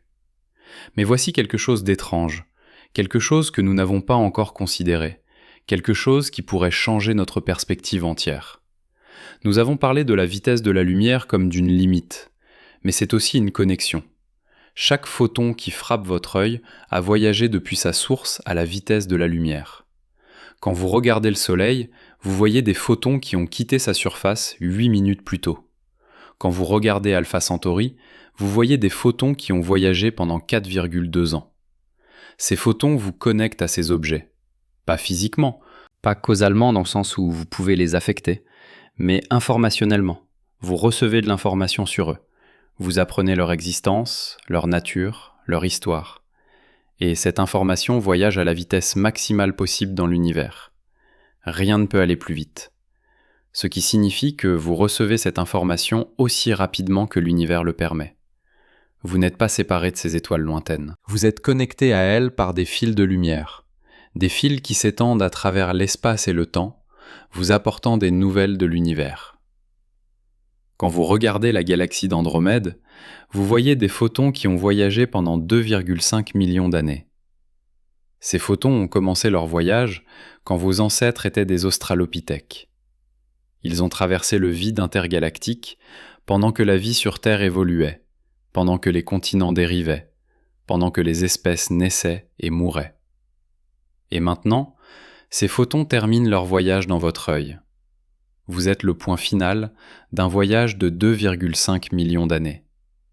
Vous êtes connecté à Andromède d'une manière que rien d'autre dans l'univers ne peut égaler. C'est profond, c'est beau. Et c'est aussi frustrant, parce que cette connexion est à sens unique. Vous recevez de l'information, mais vous ne pouvez pas en envoyer en retour. Vous pouvez observer, mais vous ne pouvez pas interagir. Sauf que c'est pas tout à fait vrai. Vous pouvez envoyer de l'information. Vous pouvez envoyer de la lumière. Vous pouvez envoyer des ondes radio. Elles voyageront à la vitesse de la lumière, et dans 2,5 millions d'années, elles atteindront Andromède. Bien sûr, vous serez mort depuis longtemps. L'humanité aura peut-être disparu. La Terre elle-même pourrait être inhabitable. Mais votre message arrivera quand même. C'est une forme d'immortalité. Pas pour vous personnellement, mais pour votre information, vos idées, votre existence. Vous pouvez envoyer un message qui survivra à votre civilisation, qui traversera le vide intergalactique, qui existera longtemps après que tout ce que vous connaissez aura disparu. En 1974, l'humanité a envoyé le message d'Arecibo, un signal radio vers l'amas globulaire M13 à 25 000 années-lumière. Ce message arrivera dans 25 000 ans. Qui le recevra ? Nous ne savons pas. Quelqu'un existera-t-il pour le recevoir ? Nous ne savons pas. Mais le message voyage quand même. Il porte des informations sur l'humanité, sur la Terre, sur notre existence. C'est une bouteille jetée dans l'océan cosmique. Et peut-être que c'est tout ce que nous pouvons faire. Peut-être que notre rôle n'est pas de conquérir l'univers, mais de témoigner de notre existence, d'envoyer des messages dans le vide, de laisser des traces de notre passage. Nous sommes comme des voyageurs dans un désert infini. Nous ne pouvons pas traverser le désert, il est trop vaste. Mais nous pouvons laisser des cairns, des piles de pierres qui marquent notre passage. Nous pouvons graver nos noms dans les rochers. Nous pouvons laisser des signes que nous étions ici. Et peut-être que dans des millions d'années, une autre civilisation trouvera ces signes. Peut-être qu'ils recevront nos messages radio.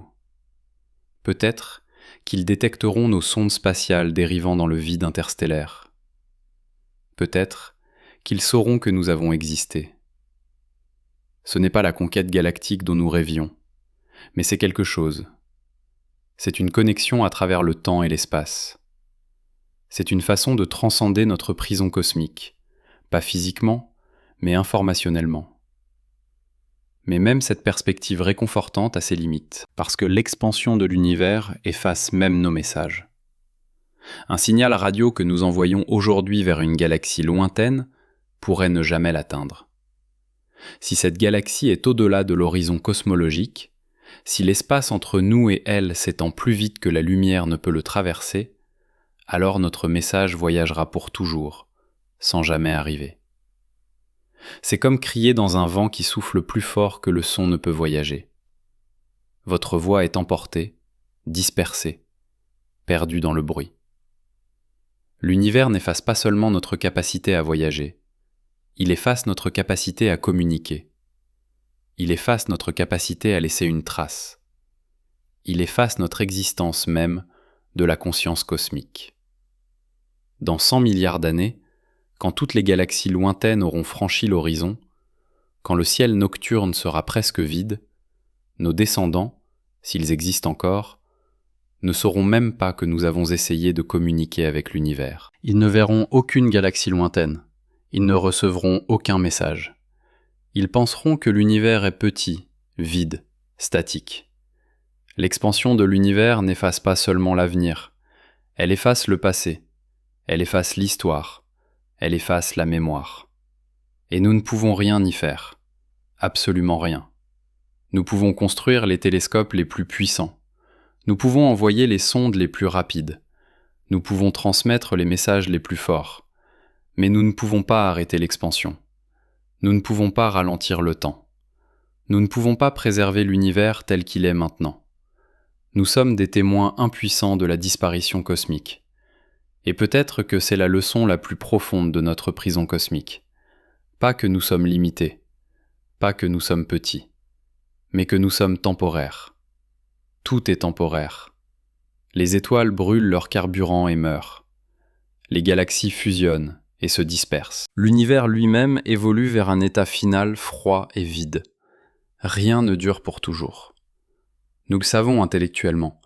Nous savons que nous sommes mortels. Nous savons que nos civilisations s'effondreront un jour.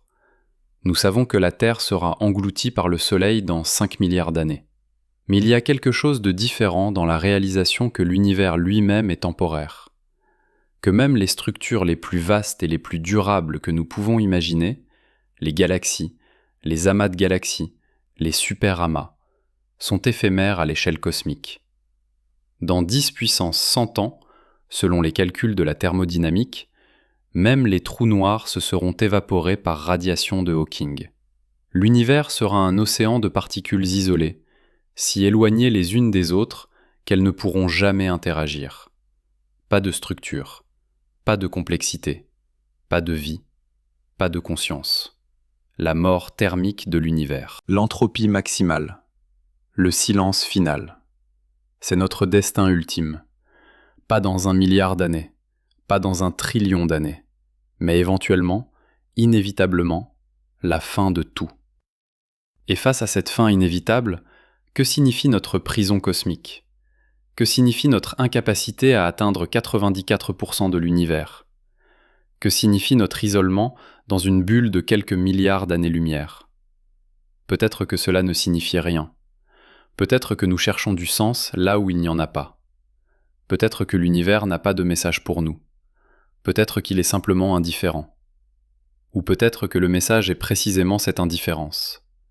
Peut-être que l'univers nous dit que nous ne sommes pas spéciaux, que nous ne sommes pas le centre, que nous ne sommes pas le but, que nous sommes juste un accident, un arrangement temporaire de matière et d'énergie qui a développé la conscience pendant un bref instant cosmique avant de retourner au chaos. C'est une perspective nihiliste, c'est aussi une perspective libératrice. Si nous ne sommes pas spéciaux, si nous n'avons pas de destin cosmique, si nous ne sommes pas destinés à conquérir les étoiles, alors nous sommes libres. Libres de créer notre propre sens, libres de définir nos propres objectifs, libres de vivre comme nous le choisissons, sans le poids d'une mission cosmique. Notre prison cosmique n'est pas une tragédie, c'est une réalité. Et comme toute réalité, nous pouvons choisir comment y répondre. Nous pouvons nous lamenter sur ce que nous ne pouvons pas atteindre, ou nous pouvons célébrer ce que nous pouvons observer. Nous pouvons regretter notre isolement, ou nous pouvons apprécier notre unicité. Nous pouvons craindre notre insignifiance, ou nous pouvons embrasser notre liberté. Le choix nous appartient, pas à l'univers, pas aux lois de la physique, à nous. Et peut-être que c'est le vrai test, pas de savoir si nous pouvons échapper à notre prison cosmique, mais de savoir si nous pouvons trouver le sens et le but à l'intérieur de celle-ci. Pas de savoir si nous pouvons conquérir l'univers, mais de savoir si nous pouvons nous conquérir nous-mêmes. Parce qu'en fin de compte, la plus grande distance que nous devons parcourir n'est pas vers les étoiles, c'est vers la compréhension. La plus grande limite que nous devons surmonter n'est pas la vitesse de la lumière, c'est notre propre ignorance. La plus grande prison dont nous devons nous échapper n'est pas cosmique, elle est mentale. Nous sommes piégés par nos attentes, par nos désirs, par notre besoin de contrôler, de conquérir, de posséder. Nous regardons l'univers et nous voyons un territoire à revendiquer. Nous voyons des ressources à exploiter. Nous voyons un empire à construire. Mais peut-être que nous devrions regarder différemment. Peut-être que nous devrions voir l'univers non pas comme quelque chose à conquérir, mais comme quelque chose à comprendre. Non pas comme un territoire, mais comme un mystère. Non pas comme une ressource, mais comme une œuvre d'art. Quand vous regardez une peinture dans un musée, vous ne voulez pas la posséder. Vous ne voulez pas la découper et l'emporter chez vous. Vous voulez la contempler, l'apprécier, la comprendre. Vous voulez laisser sa beauté vous transformer. Peut-être que c'est notre relation avec l'univers. Nous ne pouvons pas le posséder. Nous ne pouvons pas le conquérir. Mais nous pouvons le contempler. Nous pouvons l'apprécier. Nous pouvons le comprendre. Nous pouvons laisser sa beauté et sa complexité nous transformer. Et peut-être que cette transformation est plus précieuse que n'importe quelle conquête. Peut-être que devenir le genre d'être qui peuvent comprendre l'univers est plus important que devenir le genre d'être qui peuvent le traverser. Nous avons découvert les lois de la gravité. Nous avons compris la relativité. Nous avons décodé la mécanique quantique. Nous avons retracé l'histoire de l'univers depuis le Big Bang jusqu'à maintenant. Nous avons fait tout cela en restant sur une seule planète, en regardant le ciel avec des télescopes. Imaginez ce que nous pourrions découvrir si nous consacrions notre énergie non pas à essayer d'échapper à notre prison cosmique, mais à comprendre pourquoi elle existe. Non pas à chercher des échappatoires dans les lois de la physique, mais à comprendre ces lois plus profondément. Nous n'avons toujours pas de théorie de la gravité quantique. Nous ne comprenons pas l'énergie noire. Nous ne savons pas ce qu'est la matière noire. Nous ne comprenons pas la nature de la conscience. Nous ne savons pas pourquoi l'univers existe plutôt que rien. Ce sont des mystères profonds. Des mystères qui ne nécessitent pas de voyager vers les étoiles pour être explorés. Des mystères qui peuvent être abordés, ici, maintenant, avec nos esprits et nos instruments.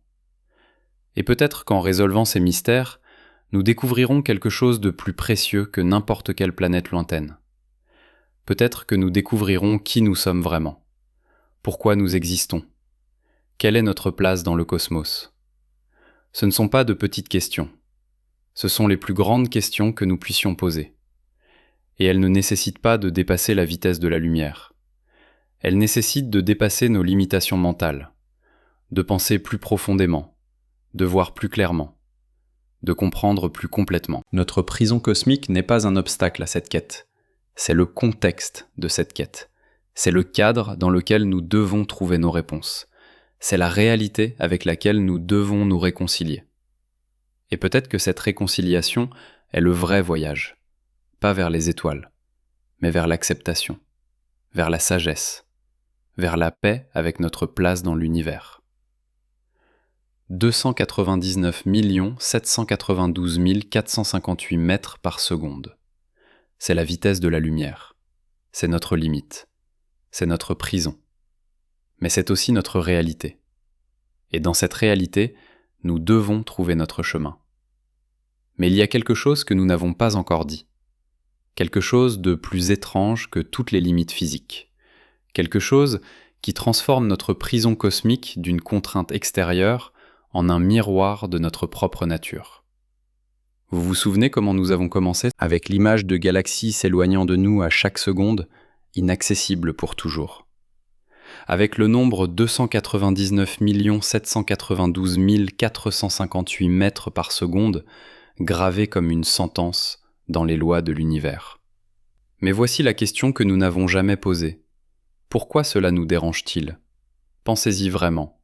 Vous ne pouvez pas visiter Proxima Centauri, d'accord. Mais vous ne pouvez pas non plus visiter le centre de la Terre. Vous ne pouvez pas nager jusqu'au fond de la fosse des Mariannes sans être écrasé. Vous ne pouvez pas survivre à la surface de Vénus. Vous ne pouvez pas toucher le Soleil. L'univers est rempli d'endroits que vous ne pouvez pas atteindre. Pourquoi les étoiles lointaines sont-elles différentes ? Pourquoi leur inaccessibilité semble-t-elle plus tragique que l'inaccessibilité du noyau terrestre ?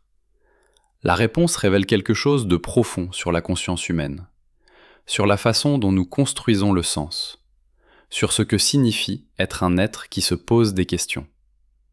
Nous ne sommes pas dérangés par le centre de la Terre parce que nous ne pouvons pas le voir. Il est caché, opaque, abstrait. Mais les étoiles, nous les voyons chaque nuit. Elles brillent au-dessus de nous, apparemment proches, apparemment accessibles. Nos yeux nous disent qu'elles sont là, juste au-dessus, à portée de main. C'est une illusion cruelle de la perception. La lumière voyage si vite qu'elle semble instantanée à l'échelle humaine.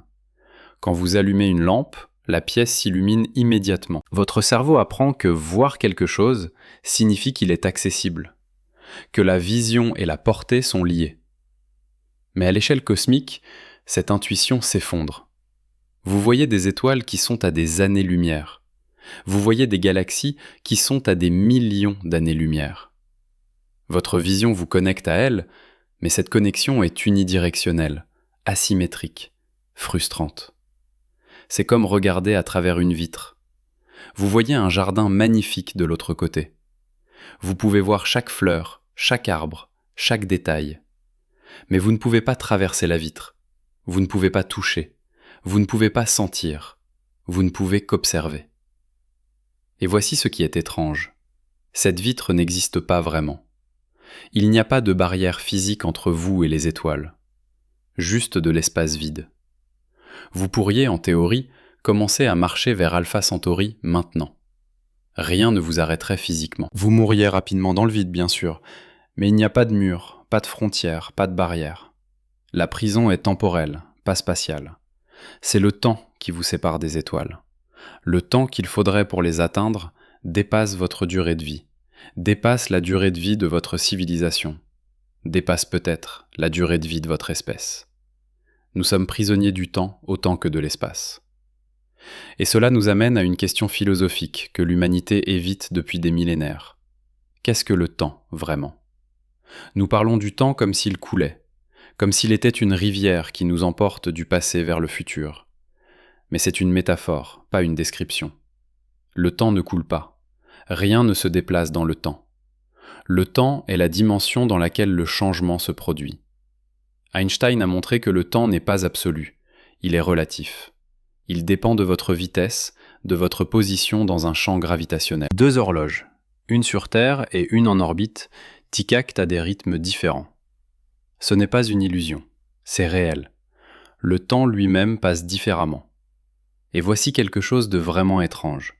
Pour un photon, pour la lumière elle-même, aucun temps ne passe. De la perspective d'un photon émis par une étoile à 1 milliard d'années-lumière, le voyage vers votre œil est instantané. L'émission et l'absorption sont le même événement. La lumière n'expérimente pas le temps. Elle existe dans un éternel maintenant. Mais vous êtes fait de matière. Vous avez une masse. Vous ne pouvez pas voyager à la vitesse de la lumière. Vous êtes condamné à expérimenter le temps, à vieillir, à changer, à mourir. Vous êtes piégé dans le flux temporel d'une manière que la lumière ne l'est pas. Et peut-être que c'est la vraie nature de notre prison cosmique. Nous ne sommes pas prisonniers de l'espace. Nous sommes prisonniers du temps. Prisonniers de notre propre mortalité. Prisonniers de notre nature matérielle. Les étoiles lointaines ne sont pas inaccessibles parce qu'elles sont loin. Elles sont inaccessibles parce que nous n'avons pas assez de temps. Si vous étiez immortel, si vous pouviez vivre pendant des millions d'années, alors même avec notre technologie actuelle, vous pourriez atteindre des étoiles lointaines. Vous monteriez dans un vaisseau spatial, vous attendriez, et éventuellement, vous arriveriez. Mais vous n'êtes pas immortel. Vous avez peut-être 80 ans à vivre, peut-être 100 si vous avez de la chance. C'est votre prison. Pas la vitesse de la lumière, votre propre mortalité. Et voici ce qui est vraiment troublant. Même si nous résolvions la mortalité, même si nous devenions immortels, nous serions toujours prisonniers. Parce que l'univers lui-même est mortel. Dans 100 000 milliards d'années, toutes les étoiles auront épuisé leur carburant. Dans 10 puissance 100 ans, même les trous noirs se seront évaporés. L'univers atteindra un état d'entropie maximale, un équilibre thermique où aucun changement n'est possible, où aucune structure ne peut exister, où aucune conscience ne peut persister. La mort thermique, la fin de tout. Vous pourriez être immortel et vous seriez quand même confronté à cette fin. Vous pourriez vivre pendant des trillions d'années, explorer des milliards de galaxies, et finalement, vous regarderiez autour de vous et verriez un univers mourant, s'éteignant, glissant dans l'obscurité finale. Et alors quoi ? Que faites-vous face à la fin inévitable de tout ? C'est la question que toutes les civilisations avancées doivent finalement affronter. Pas comment voyager plus vite que la lumière, pas comment échapper à leur galaxie, mais comment trouver du sens dans un univers qui finira inévitablement. Et peut-être que c'est pourquoi nous ne voyons pas de civilisation galactique. Peut-être que toutes les civilisations suffisamment avancées pour comprendre la cosmologie réalisent l'inutilité de l'expansion. Elles réalisent que peu importe combien elles se répandent, peu importe combien d'étoiles elles colonisent, elles finiront dans le même état final. Froid, sombre, mort. Alors pourquoi se donner la peine ? Pourquoi dépenser des ressources énormes pour coloniser des étoiles lointaines, quand le résultat final est le même ? Pourquoi ne pas rester chez soi, créer une civilisation riche et complexe sur votre propre planète, et accepter que l'univers est plus vaste que vous ne pourrez jamais l'explorer ? C'est une perspective déprimante. C'est aussi une perspective libératrice. Si l'expansion cosmique est inutile, si la conquête galactique est impossible, si l'univers finira de toute façon, alors nous sommes libres de nous concentrer sur ce qui compte vraiment. Pas la quantité de territoire que nous contrôlons, pas le nombre d'étoiles que nous colonisons, mais la qualité de notre existence, la profondeur de notre compréhension, la richesse de notre expérience. Nous avons parlé de l'univers comme d'une prison, mais peut-être que c'est la mauvaise métaphore. Peut-être que l'univers n'est pas une prison. Peut-être que c'est un jardin que vous ne pouvez pas posséder, un jardin que vous ne pouvez pas contrôler, mais un jardin que vous pouvez habiter, un jardin que vous pouvez apprécier, un jardin qui vous nourrit et vous transforme. Vous ne possédez pas un jardin en le conquérant. Vous le possédez en le comprenant, en apprenant ses rythmes, en respectant ses limites, en trouvant votre place dans son écosystème. Et peut-être que c'est notre relation avec l'univers. Nous ne sommes pas destinés à le conquérir.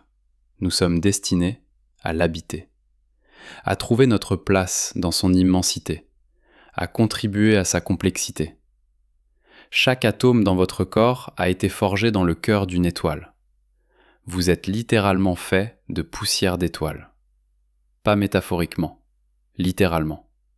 Le carbone dans vos cellules, le calcium dans vos os, le fer dans votre sang, tout cela a été créé par fusion nucléaire dans des étoiles qui sont mortes il y a des milliards d'années. Vous n'êtes pas séparés de l'univers, vous en êtes une partie. Une partie qui a évolué jusqu'à la conscience. Une partie qui peut se regarder elle-même et se demander pourquoi. Et peut-être que c'est suffisant. Peut-être que notre rôle n'est pas de conquérir l'univers, mais d'être les yeux et les oreilles de l'univers. D'être la façon dont l'univers se connaît lui-même. Carl Sagan a dit « Nous sommes une façon pour le cosmos de se connaître lui-même ». Ce n'est pas juste une belle phrase, c'est une vérité profonde. Vous êtes de la matière organisée d'une manière si complexe qu'elle peut réfléchir sur sa propre existence. Vous êtes l'univers devenu conscient. Et cette conscience est précieuse, pas parce qu'elle vous permet de conquérir, pas parce qu'elle vous permet de contrôler, mais parce qu'elle vous permet de comprendre, de contempler, d'apprécier. Quand vous regardez le ciel nocturne et voyez des milliards d'étoiles, vous ne voyez pas juste de la lumière. Vous voyez l'histoire, vous voyez le passé. Vous voyez des photons qui ont voyagé pendant des années, des siècles, des millénaires pour atteindre votre œil. Vous voyez l'univers tel qu'il était, pas tel qu'il est. Et dans cette observation, vous participez à quelque chose de plus grand que vous-même. Vous participez au flux d'informations à travers le cosmos. Vous êtes un nœud dans le réseau causal de l'univers. Vous êtes connecté à tout ce que vous observez. Pas physiquement, mais informationnellement. Cette connexion est réelle, elle est mesurable, elle obéit aux lois de la physique. Et elle est aussi profonde que n'importe quelle connexion physique pourrait l'être. Mais il y a quelque chose que nous ne savons pas, quelque chose que nous ne pouvons pas savoir, quelque chose qui devrait nous rendre humbles. Nous ne savons pas ce qu'est la conscience. Nous savons qu'elle existe. Vous en faites l'expérience en ce moment même. Vous êtes conscient de lire ces mots, de penser ces pensées, d'exister dans ce moment. Mais nous ne savons pas comment la conscience émerge de la matière. Nous ne savons pas pourquoi certains arrangements d'atomes produisent une expérience subjective et d'autres non. C'est ce que le philosophe David Chalmers appelle le quote 14. Nous pouvons expliquer comment le cerveau traite l'information. Nous pouvons cartographier les neurones. Nous pouvons mesurer l'activité électrique. Mais nous ne pouvons pas expliquer pourquoi tout cela produit une expérience. Pourquoi il y a quelque chose que cela fait d'être vous. Et si nous ne comprenons pas la conscience, alors nous ne comprenons pas vraiment ce que nous sommes. Nous ne comprenons pas notre place dans l'univers.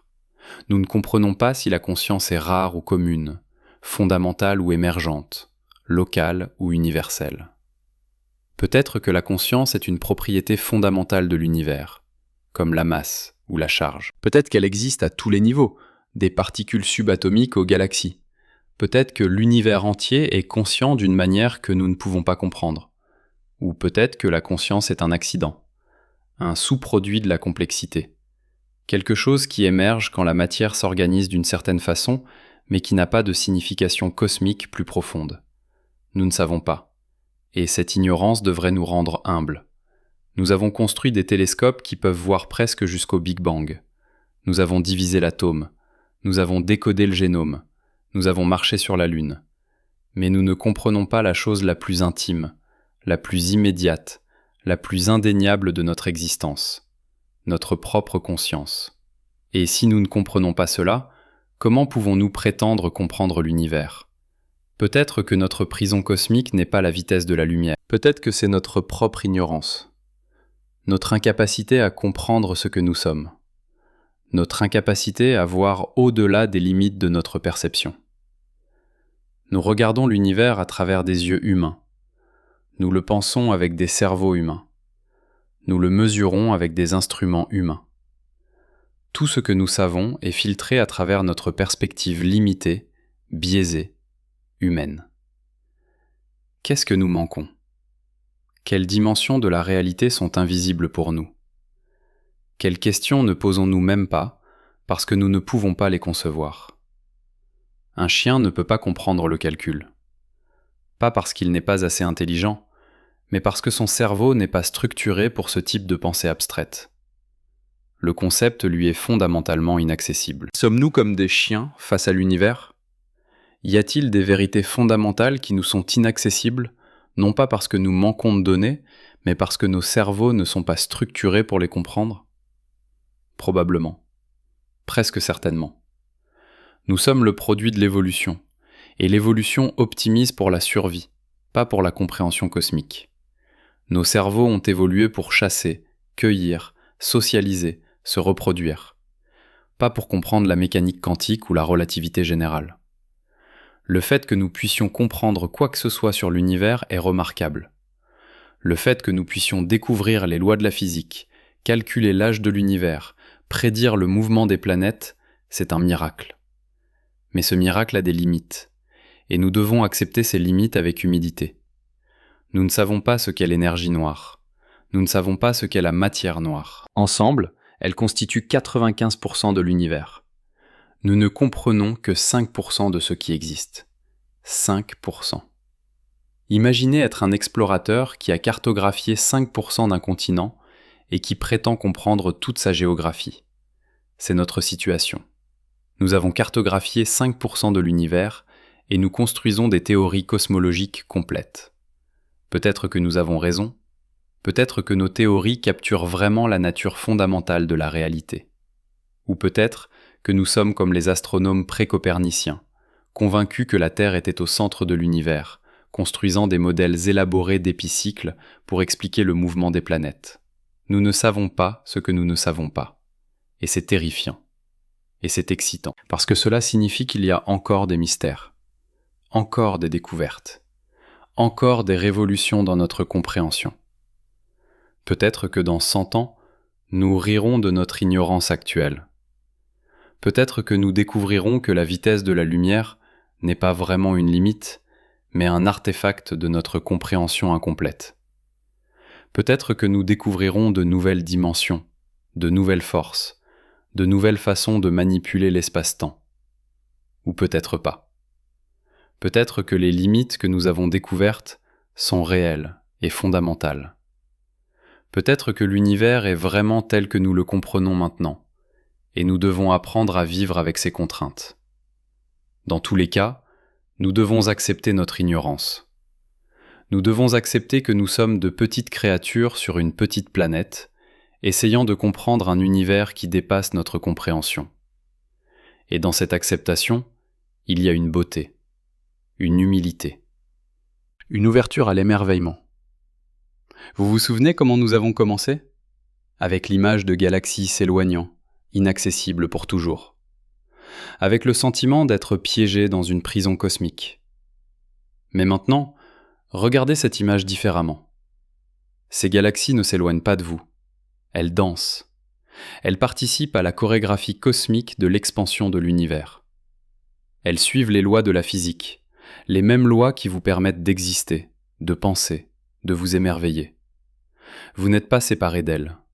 Vous êtes faits de la même matière. Vous obéissez aux mêmes lois. Vous participez au même univers. Et le fait que vous ne puissiez pas les atteindre physiquement ne signifie pas que vous êtes déconnecté d'elles. Vous êtes connecté par la lumière, par la gravité, par les lois fondamentales qui gouvernent tout ce qui existe.